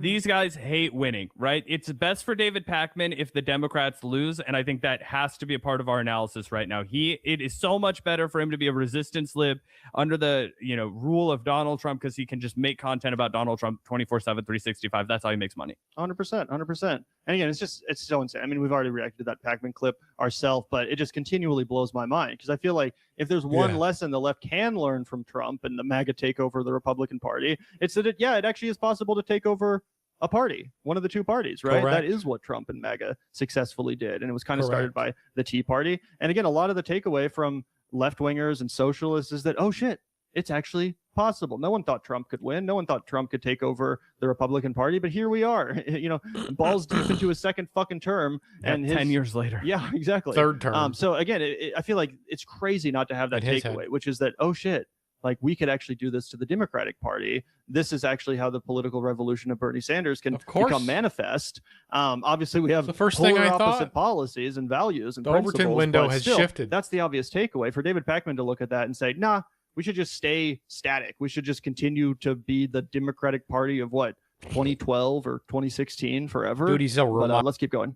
Over again. Okay, and it passed its agenda, even items like abolishing Roe versus Wade that people thought they would never actually do. Anyway.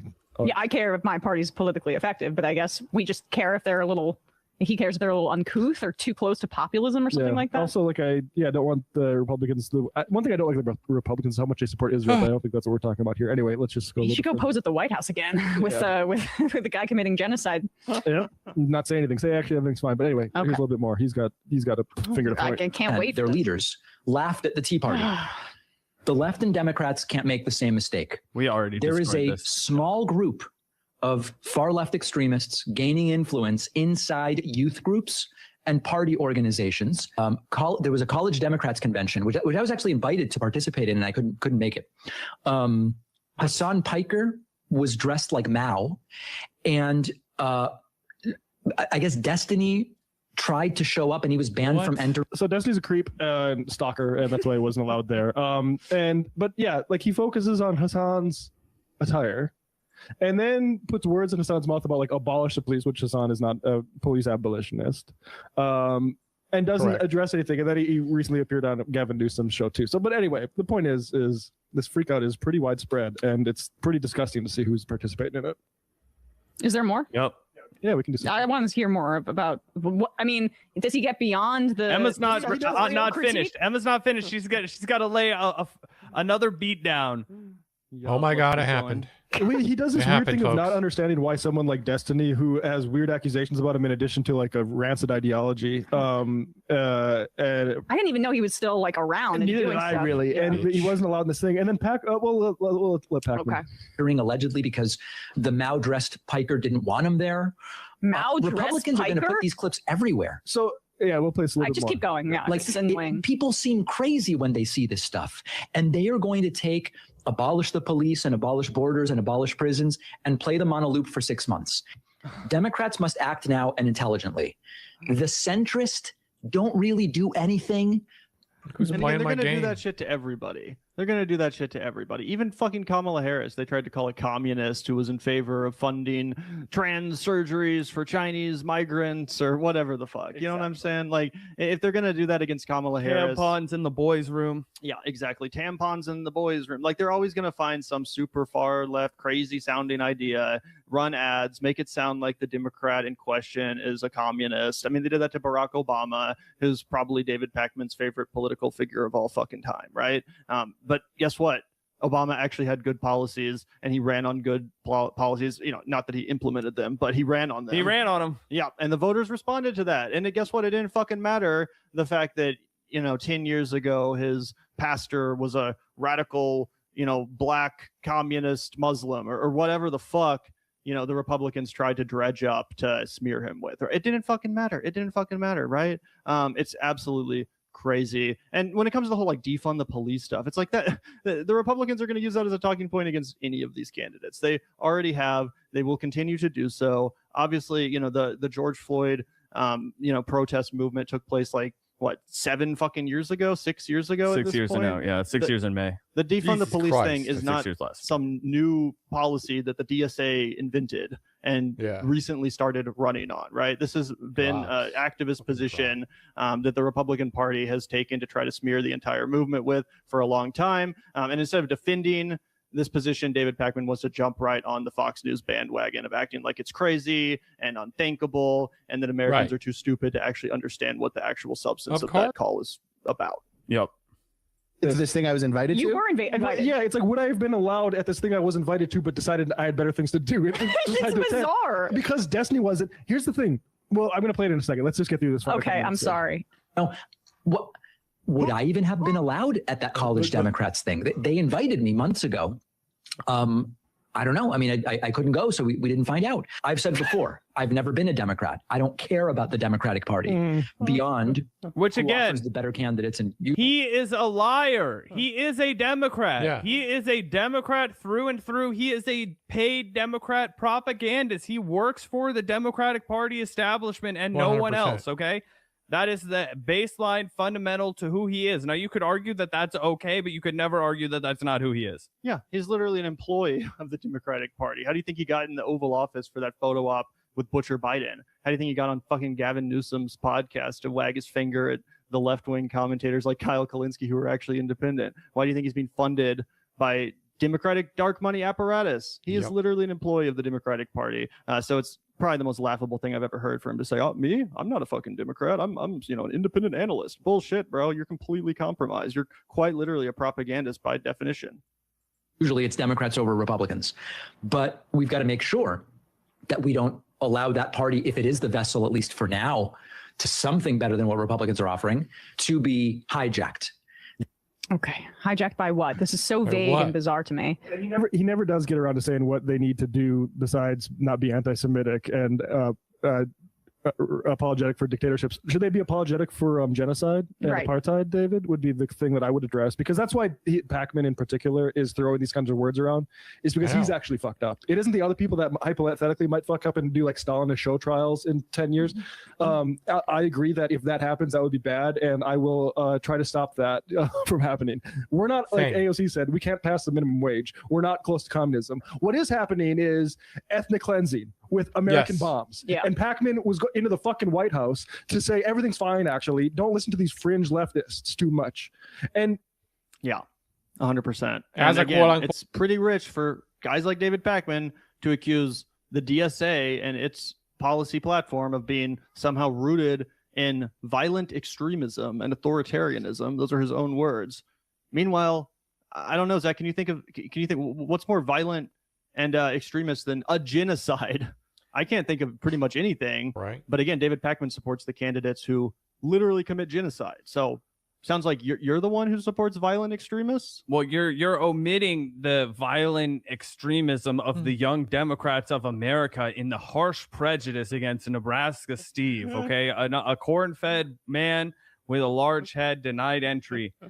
Now he needs to have his own finger to point, because otherwise he's uncomfortable. He was on Gavin Newsom saying, people are purity testing me out. People have a problem with positions you have taken, David, and you don't want to address them. Right. And even if you want to say in this cold-blooded way, I don't care about the genocide in Gaza, I don't care about the ethnic cleansing campaign, the reality is that it was a bad issue for Democrats electorally. You can say that the influencers online should have de-emphasized it and helped in this cover-up of it, like some people might have or might have been inclined to do. You can say that. It doesn't matter. We could all turn on a dime and become Zionist freaks overnight. And this would still be getting out on TikTok and social media. There will always be people that will fill this vacuum, and it would have hurt the Democrats electorally regardless of that. We want to see Democrats actually defeat Republicans because it's the only opposition party right now to the slow roll of fascism. And this influencer style argument that is really, I mean, curiously aligned with the Democratic consultant class that is desperate for a left-wing Joe Rogan, but not like Hasan, somebody else. Curiously aligned with the way that they talk about it, by the way, is on an entirely separate track, this conversation, from what the voters want. Do you care, Pakman, that in these districts where these DSA electeds won, that the voters wanted them and said they're representative of our interests? We're like, why are we having this top-down conversation about how online influencers can manipulate the Democratic base into wanting something that they don't want? Because right now the battle lines are drawn. When he's saying we should strike a third way in between, and this is what the implication is: the crazy lefty and a Haley Stevens style corporatist. That's what Pakman's politics would be. The reality is that materially there is there's a canyon in between those candidates right now.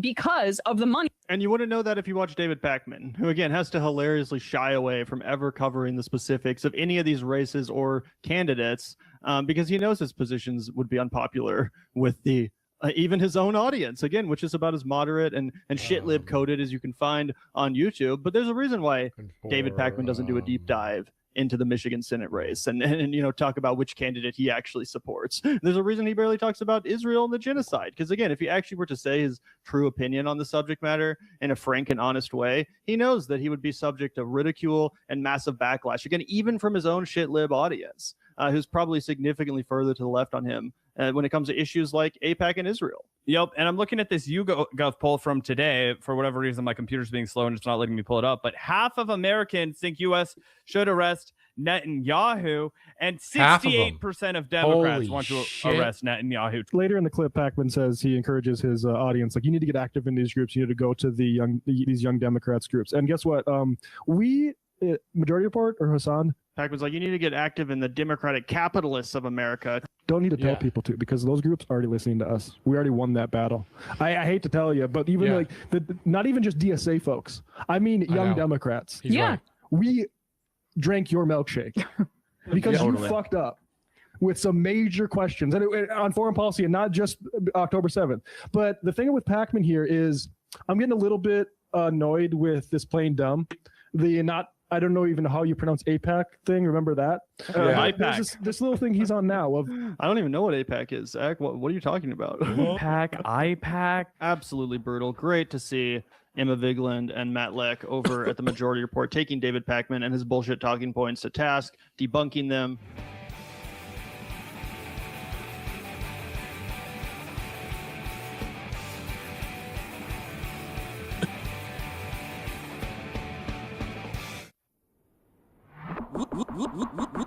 Look out the door if you hear an ambulance.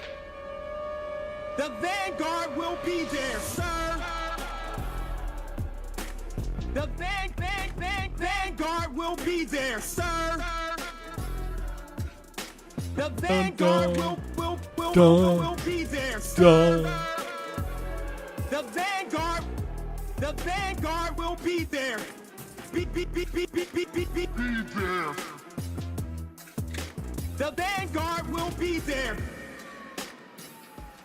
Be there.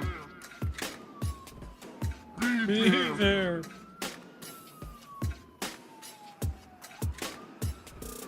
guys.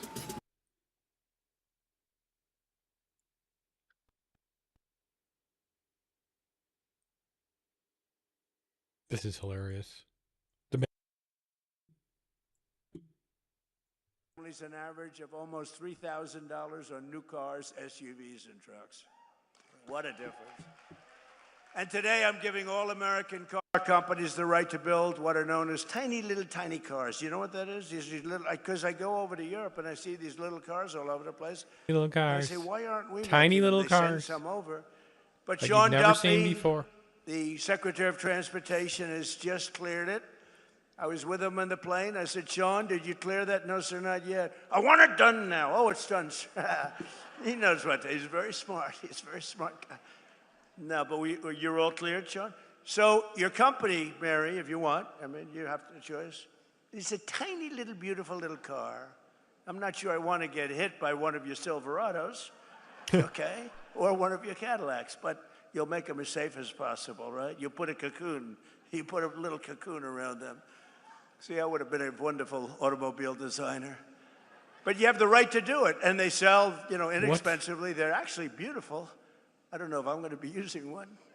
I'm not sure if Secret Service would love me driving around in one, but there's a tremendous market for it, I think. It really is a tremendous market. They are quite something. And thanks to our Republican majorities in Congress, we also made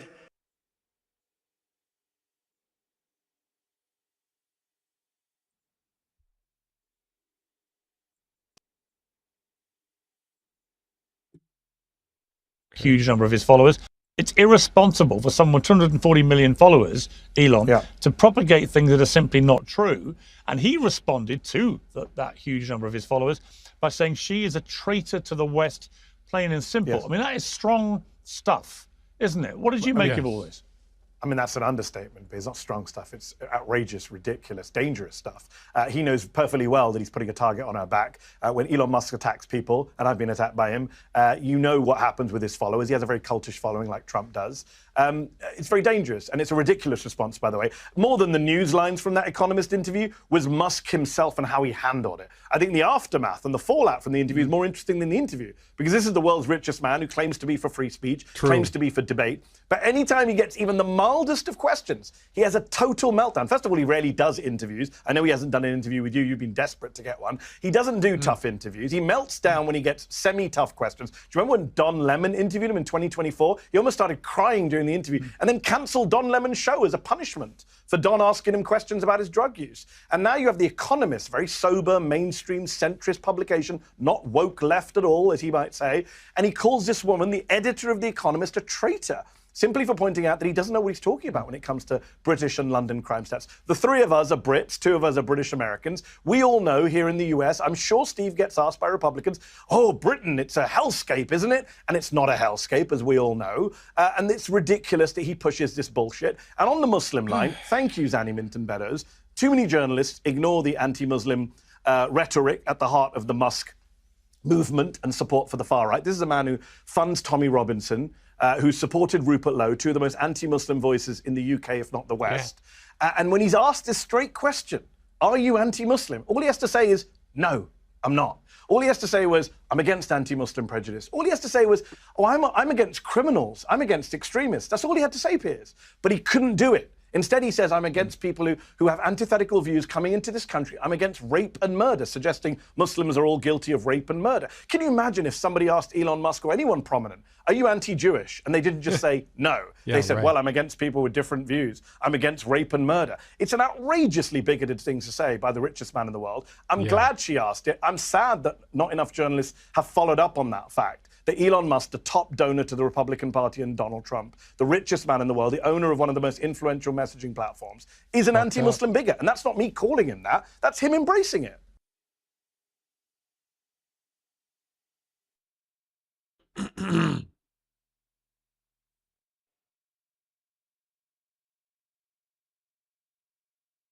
Oh. I mean, that's powerful, right? All right, what else we got? I think that's it. Game time, folks.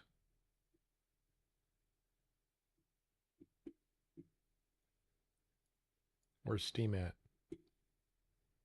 There you are, baby.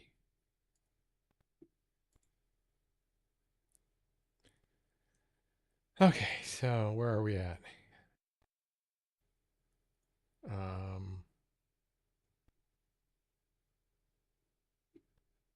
No, we want to go to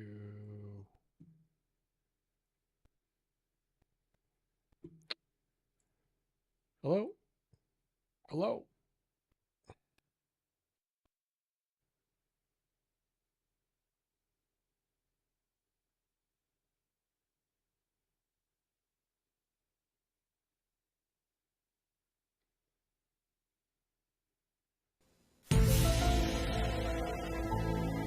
Right, folks. It's game time.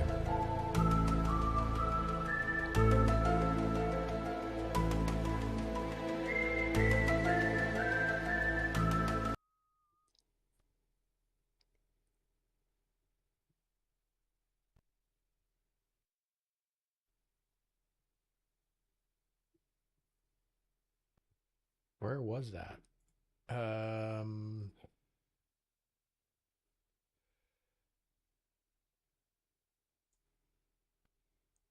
No.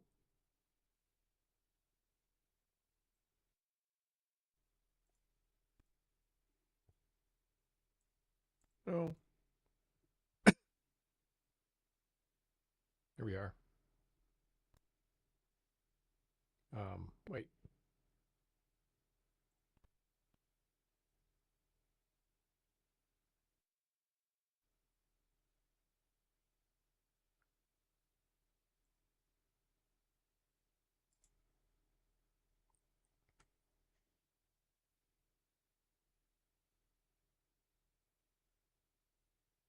Copy as path.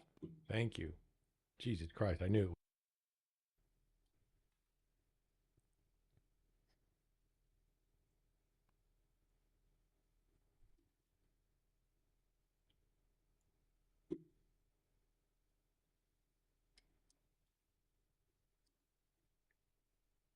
Stop with the quotations.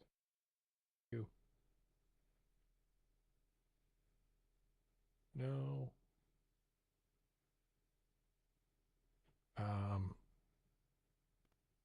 No, it's not the right spot. Huh.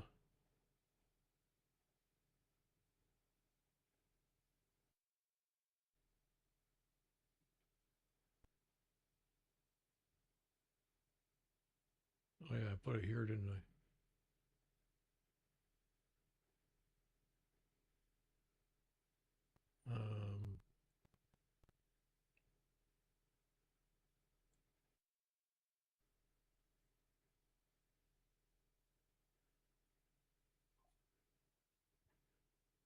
Plugins.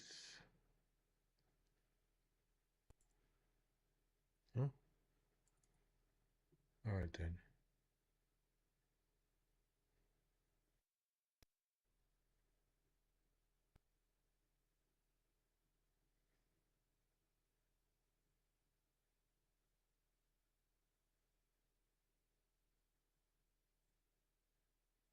There it is.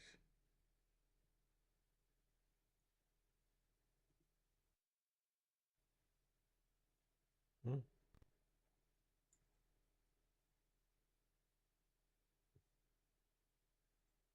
Oh my God.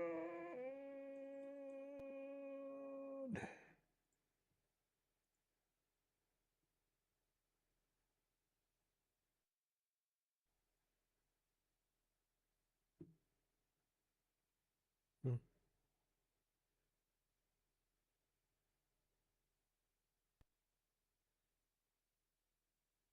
Okay.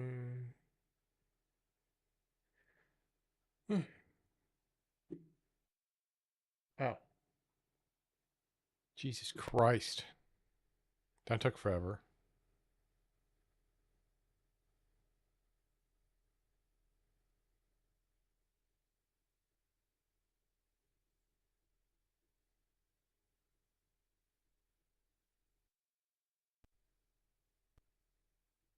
That was lucky, dude.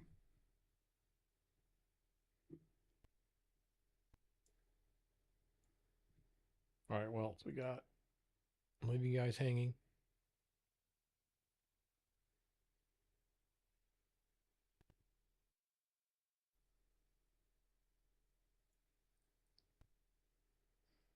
We got new marathon shit. So, let's check this out. This looks like interesting.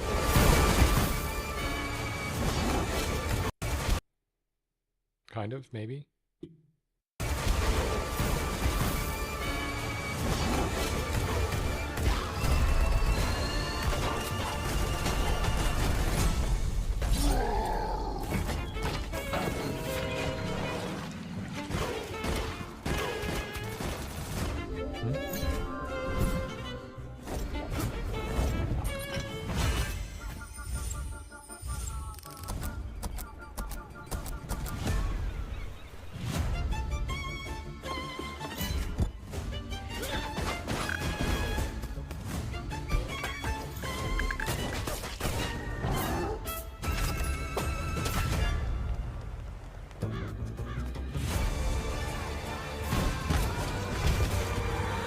Okay.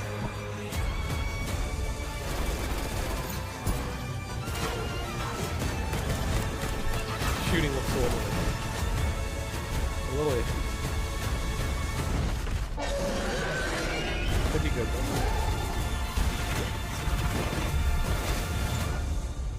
Right?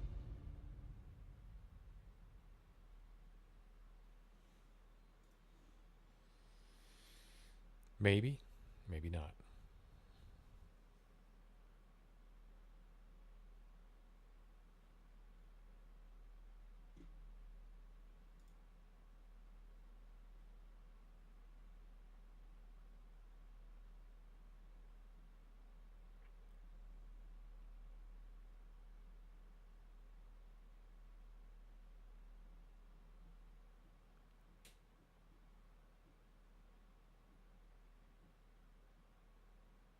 My building keeps cracking.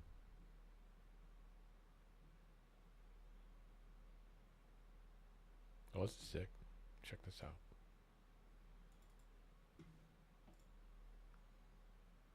Real time.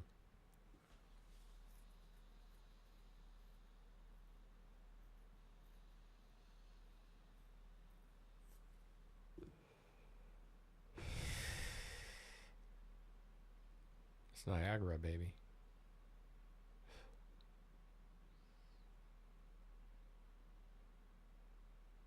It's just fun to watch.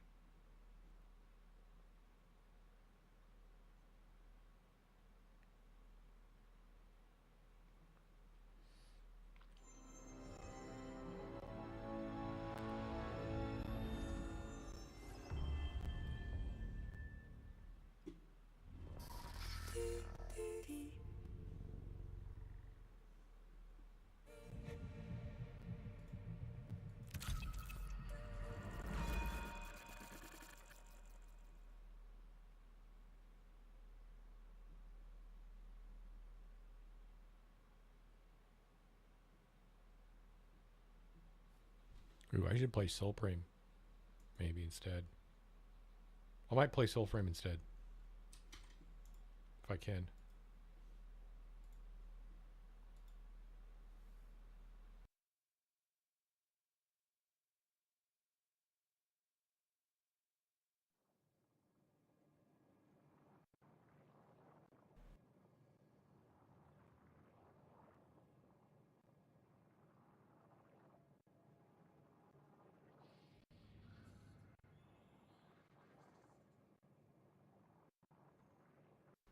Seashore Sea Cells.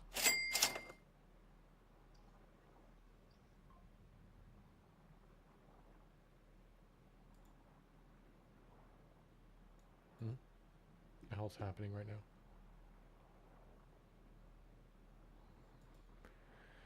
now?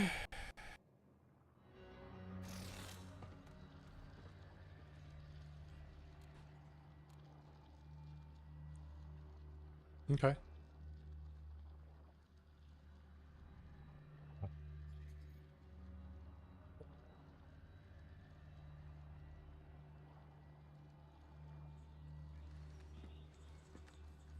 That's fucking right. Wow.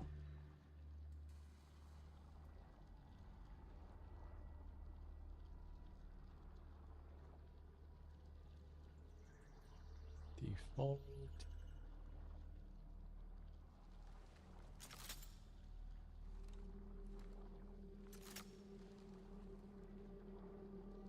Lowrider. Lowrider. What is this shit? What is my target? Negative 10 decibels. Vocal.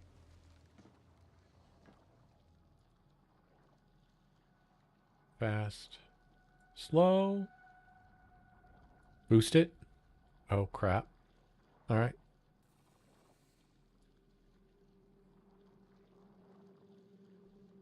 I got it, folks. Vocal rider. Vocal rider, baby. That's right.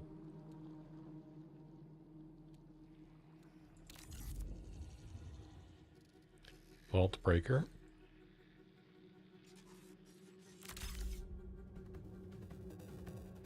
Run. That's the way it should be.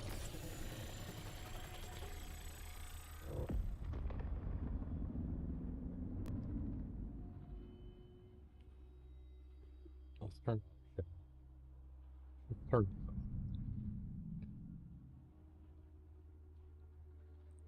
Okay. Just the vocal rider.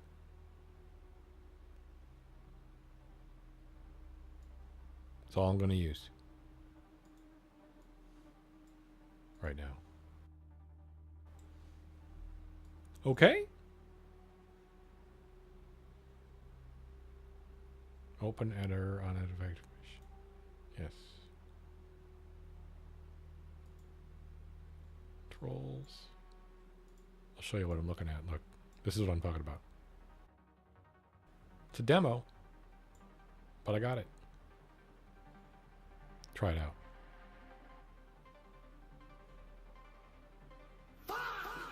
It'll make my voice sound better.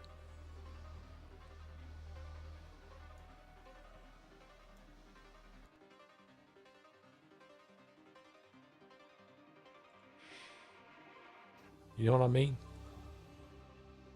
You know what I mean, chat? Load. Load a preset.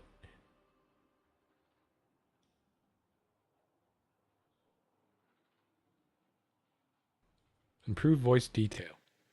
There we go. That's what we want to do.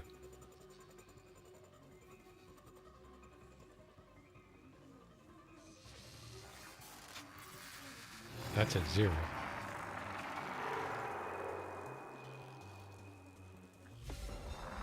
Wait, which one's first? Huh. Oh no. We're in, boys. Undetecting compromised cryosystems and an increased UESC security presence. Oh, there is. There's a problem, huh? Okay.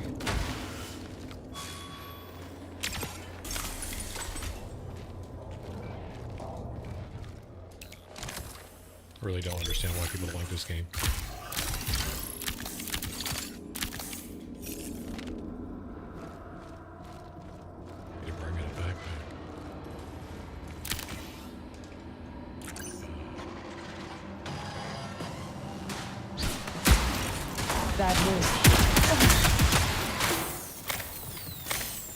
Aggressive as fuck, bro.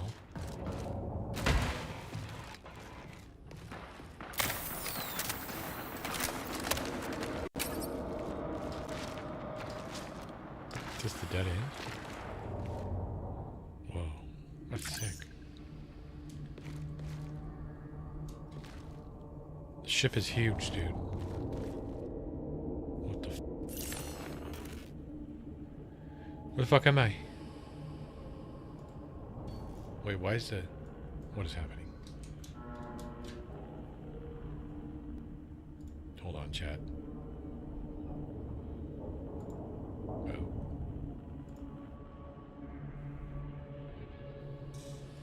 Oh.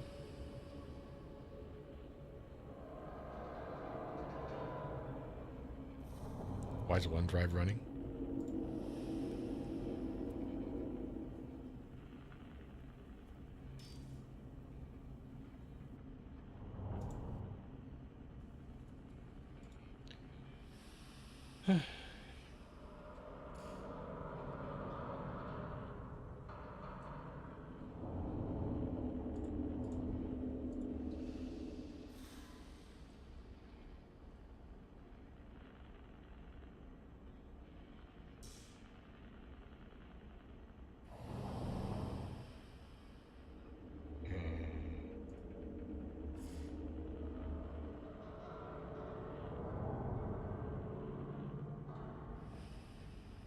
Can you stop, please?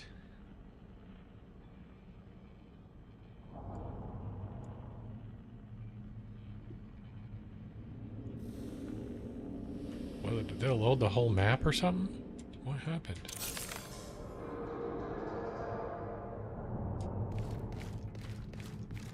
Okay. Whoa, brother. Look. What is that? Is that a spot for a robot? Spotty bags?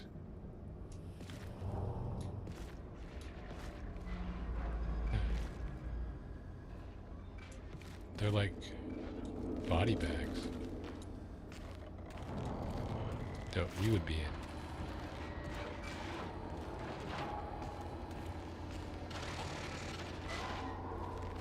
Can't see me.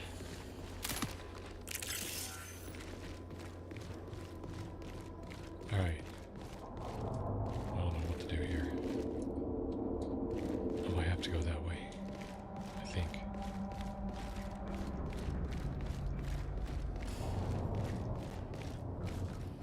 This way.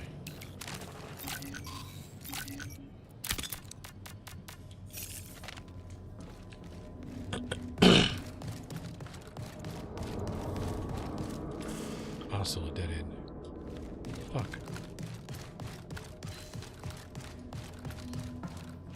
I don't know what to do.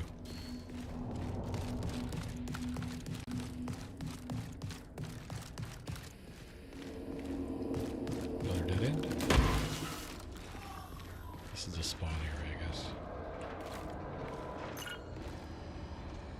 Okay, let's be this motherfucker.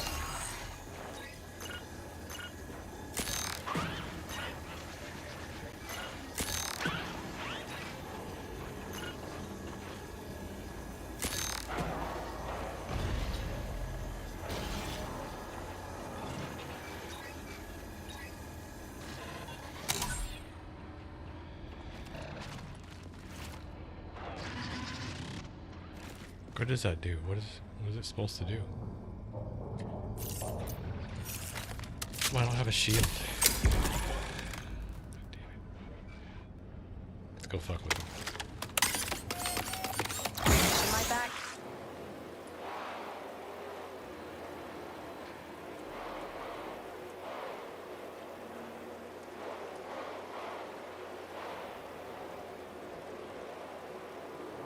Get sick. Look at her eyes. I gotta. I'm not getting my time. Okay, so this is preservation.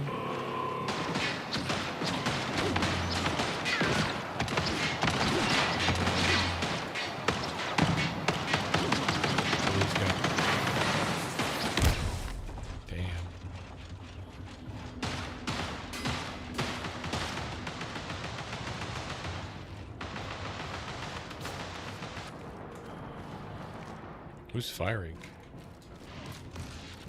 Forgot I don't have to worry about people.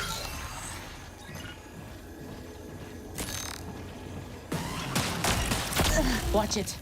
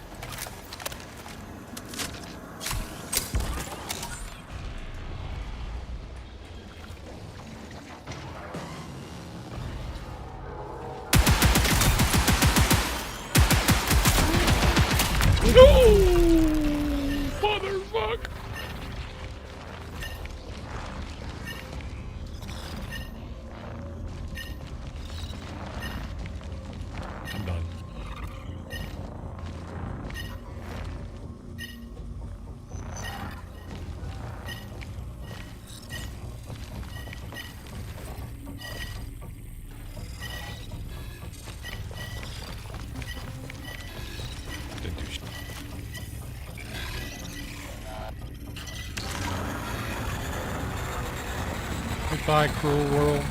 Goodbye, cruel world.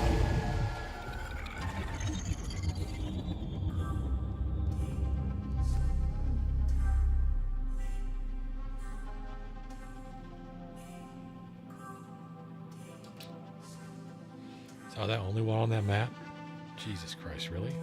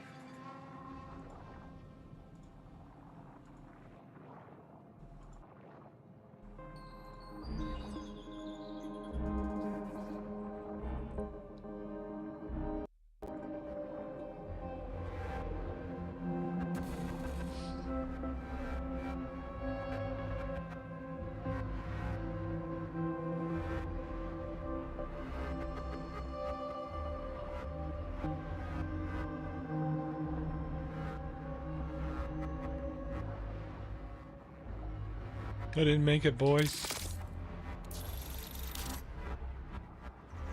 Can't believe my Peanut's playing fucking Ducker.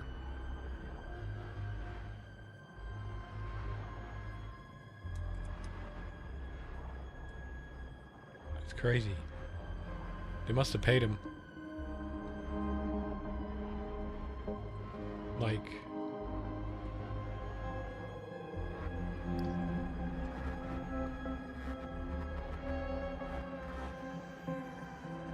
Well, he's not playing anymore.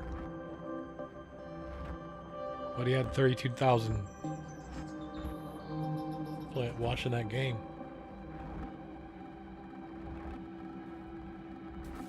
Oh, yeah. What am I talking about?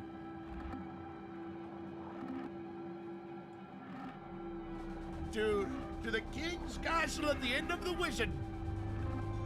Back. Let's go. Lock in, guys. I don't think we're locked in right now. I don't think we're locked in right now. Guys, I think our subconscious is telling us it's going to be a night like the last night, but it's not. It is not. Lock in. It's not. No, surely. What's it already in? Any moment Surely now. it's not. Sometimes those loading something screens will are quicker than you change. think. Are they losing? I'm gonna troll them.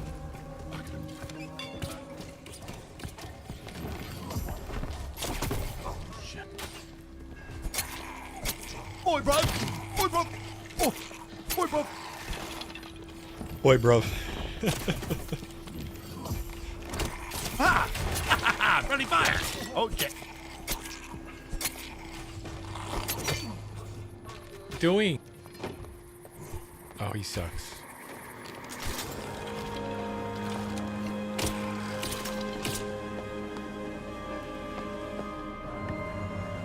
Yeah, he sucks.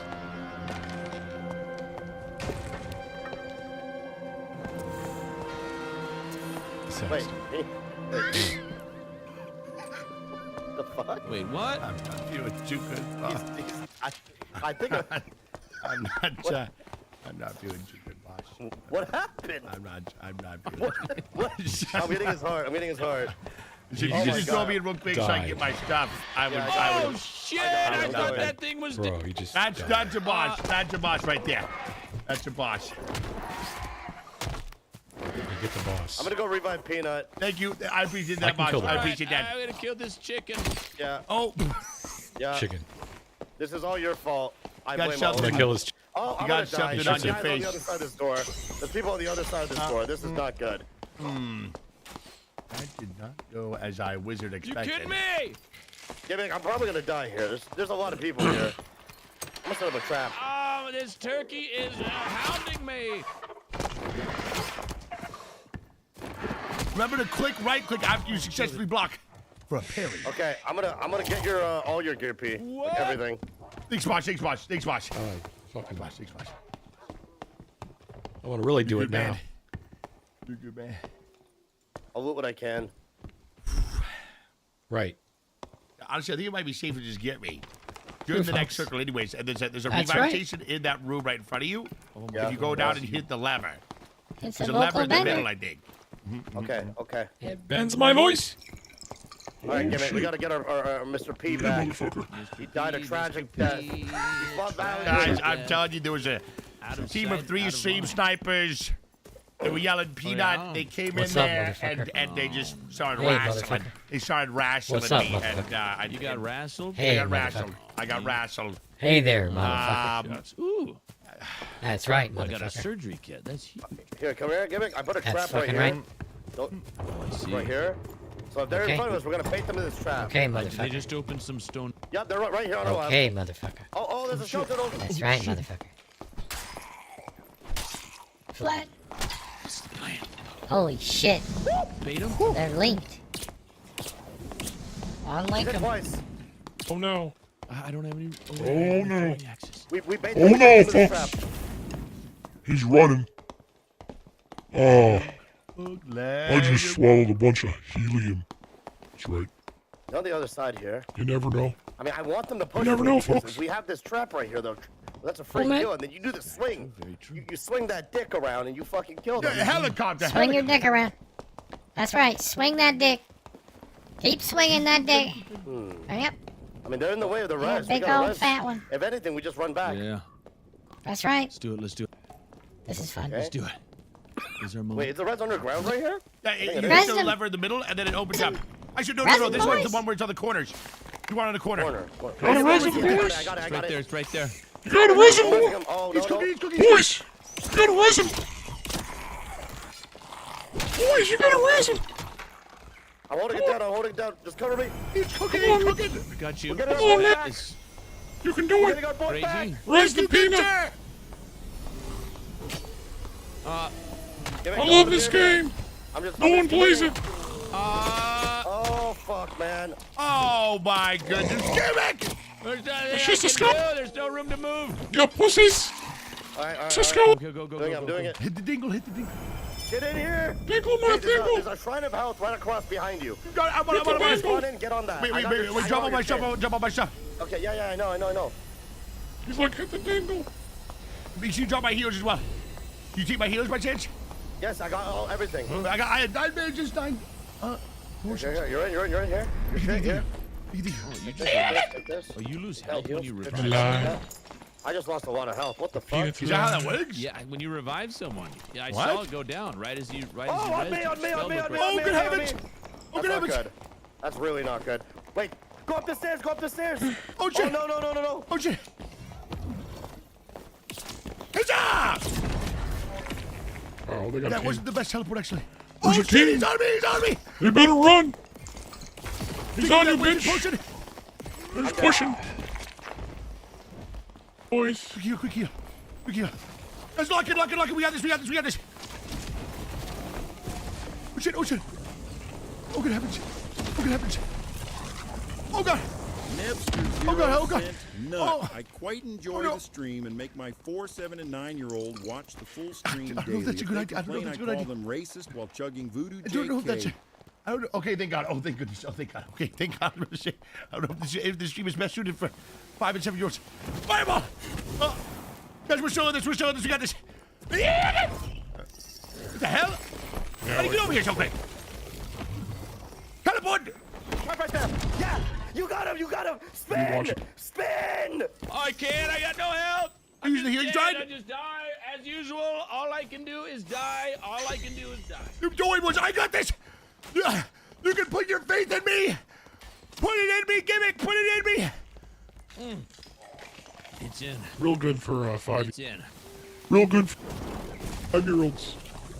Perfect. You love to see it.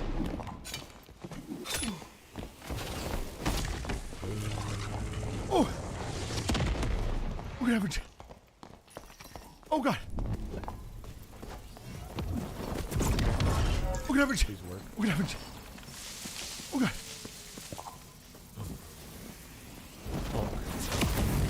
I got the medicine, baby. Oh! Oh, Chasey. Come on. Chasey. What the? Oh, there's a dog! Huzzah! Oh my God, I could beat him. There we are. We're back, boys. We got our voice. Hinja! Huzzah! Hinja! Huzzah! No, wait, boys. I'm going to grab your hearts right now, boys. Oh, shit. They're here. They're here. Huzzah! Fireball! Fireball! Good, good, good. Fireball! Sure. Hey, boys. Oh, my God. Why that fire? What that happened? This guy sucks. This guy sucks so bad. Oh, my God. Hey, like that, pussy! Oh, shit! Oh, shit! That's right, boys. Okay. You know. Okay. It's me. Oh, no. You know me. I got a time. Cook 'em. Wait, where'd the other guy come from? Why? Who the hell are those other guys? What? Oh. Who's on the team? That's a skeleton. I was a skeleton. Okay, Pete, can you play like that? God. with us? I was wizard cooking. I was wizard cooking. The cauldron is on again, boys. How come The when we cauldron is on. How He come was when we not play cooking. with you, you die to a skeleton? He wasn't cooking. And then when we're dead, you play like No. that. What is Now going you're on? just making things up. No. What's going on? What's going No. I He was not pretty sure cooking. that was gimmick. He was not inside spy cooking. going on Hide there. your screens. We're going in. Hide your screens. We're going in. Call me Phase Wizard. Moment. We're locking in. Guys, I'm actually locked in right now. I'm locked in right now. This next round? Okay. No. They suck. They suck. The wrong card. Non-consensual. That's right. That is right.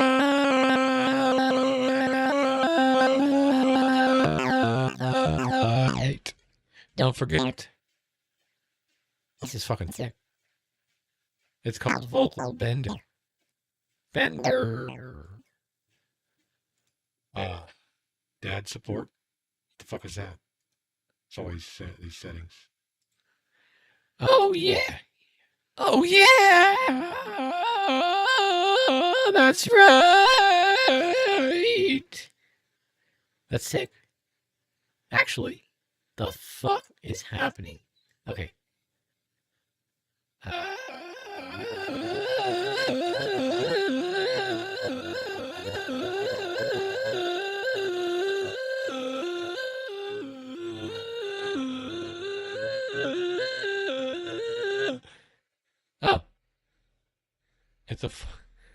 That's sick. It's a sequencer. It harmonizes. Watch.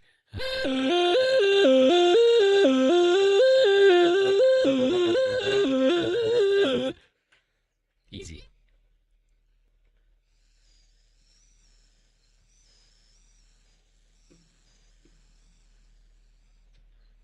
Okay, what are we gonna play? What are we playing? Oh yeah. We're not playing anything. That's it. We're done for the day, chat. Gotta go. Gotta do something real quick. That's right. Oh, I'll see you tomorrow.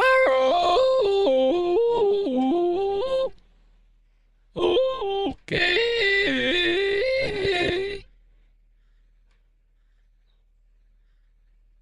Does that sound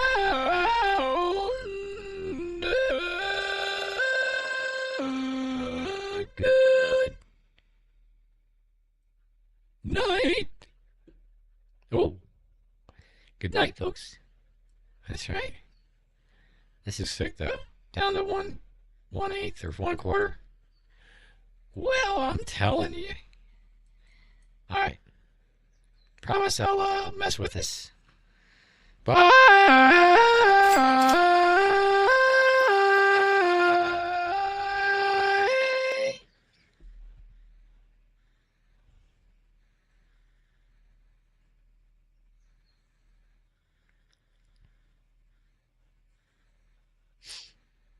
That's right, chat.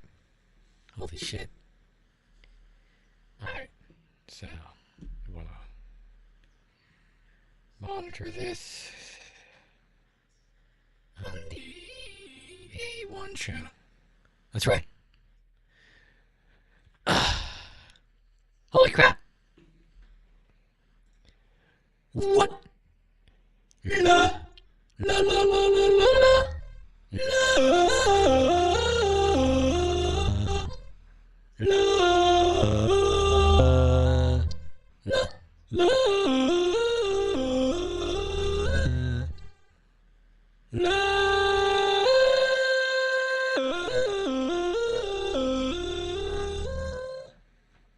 Right, chat. That's crazy. Bye, YouTube.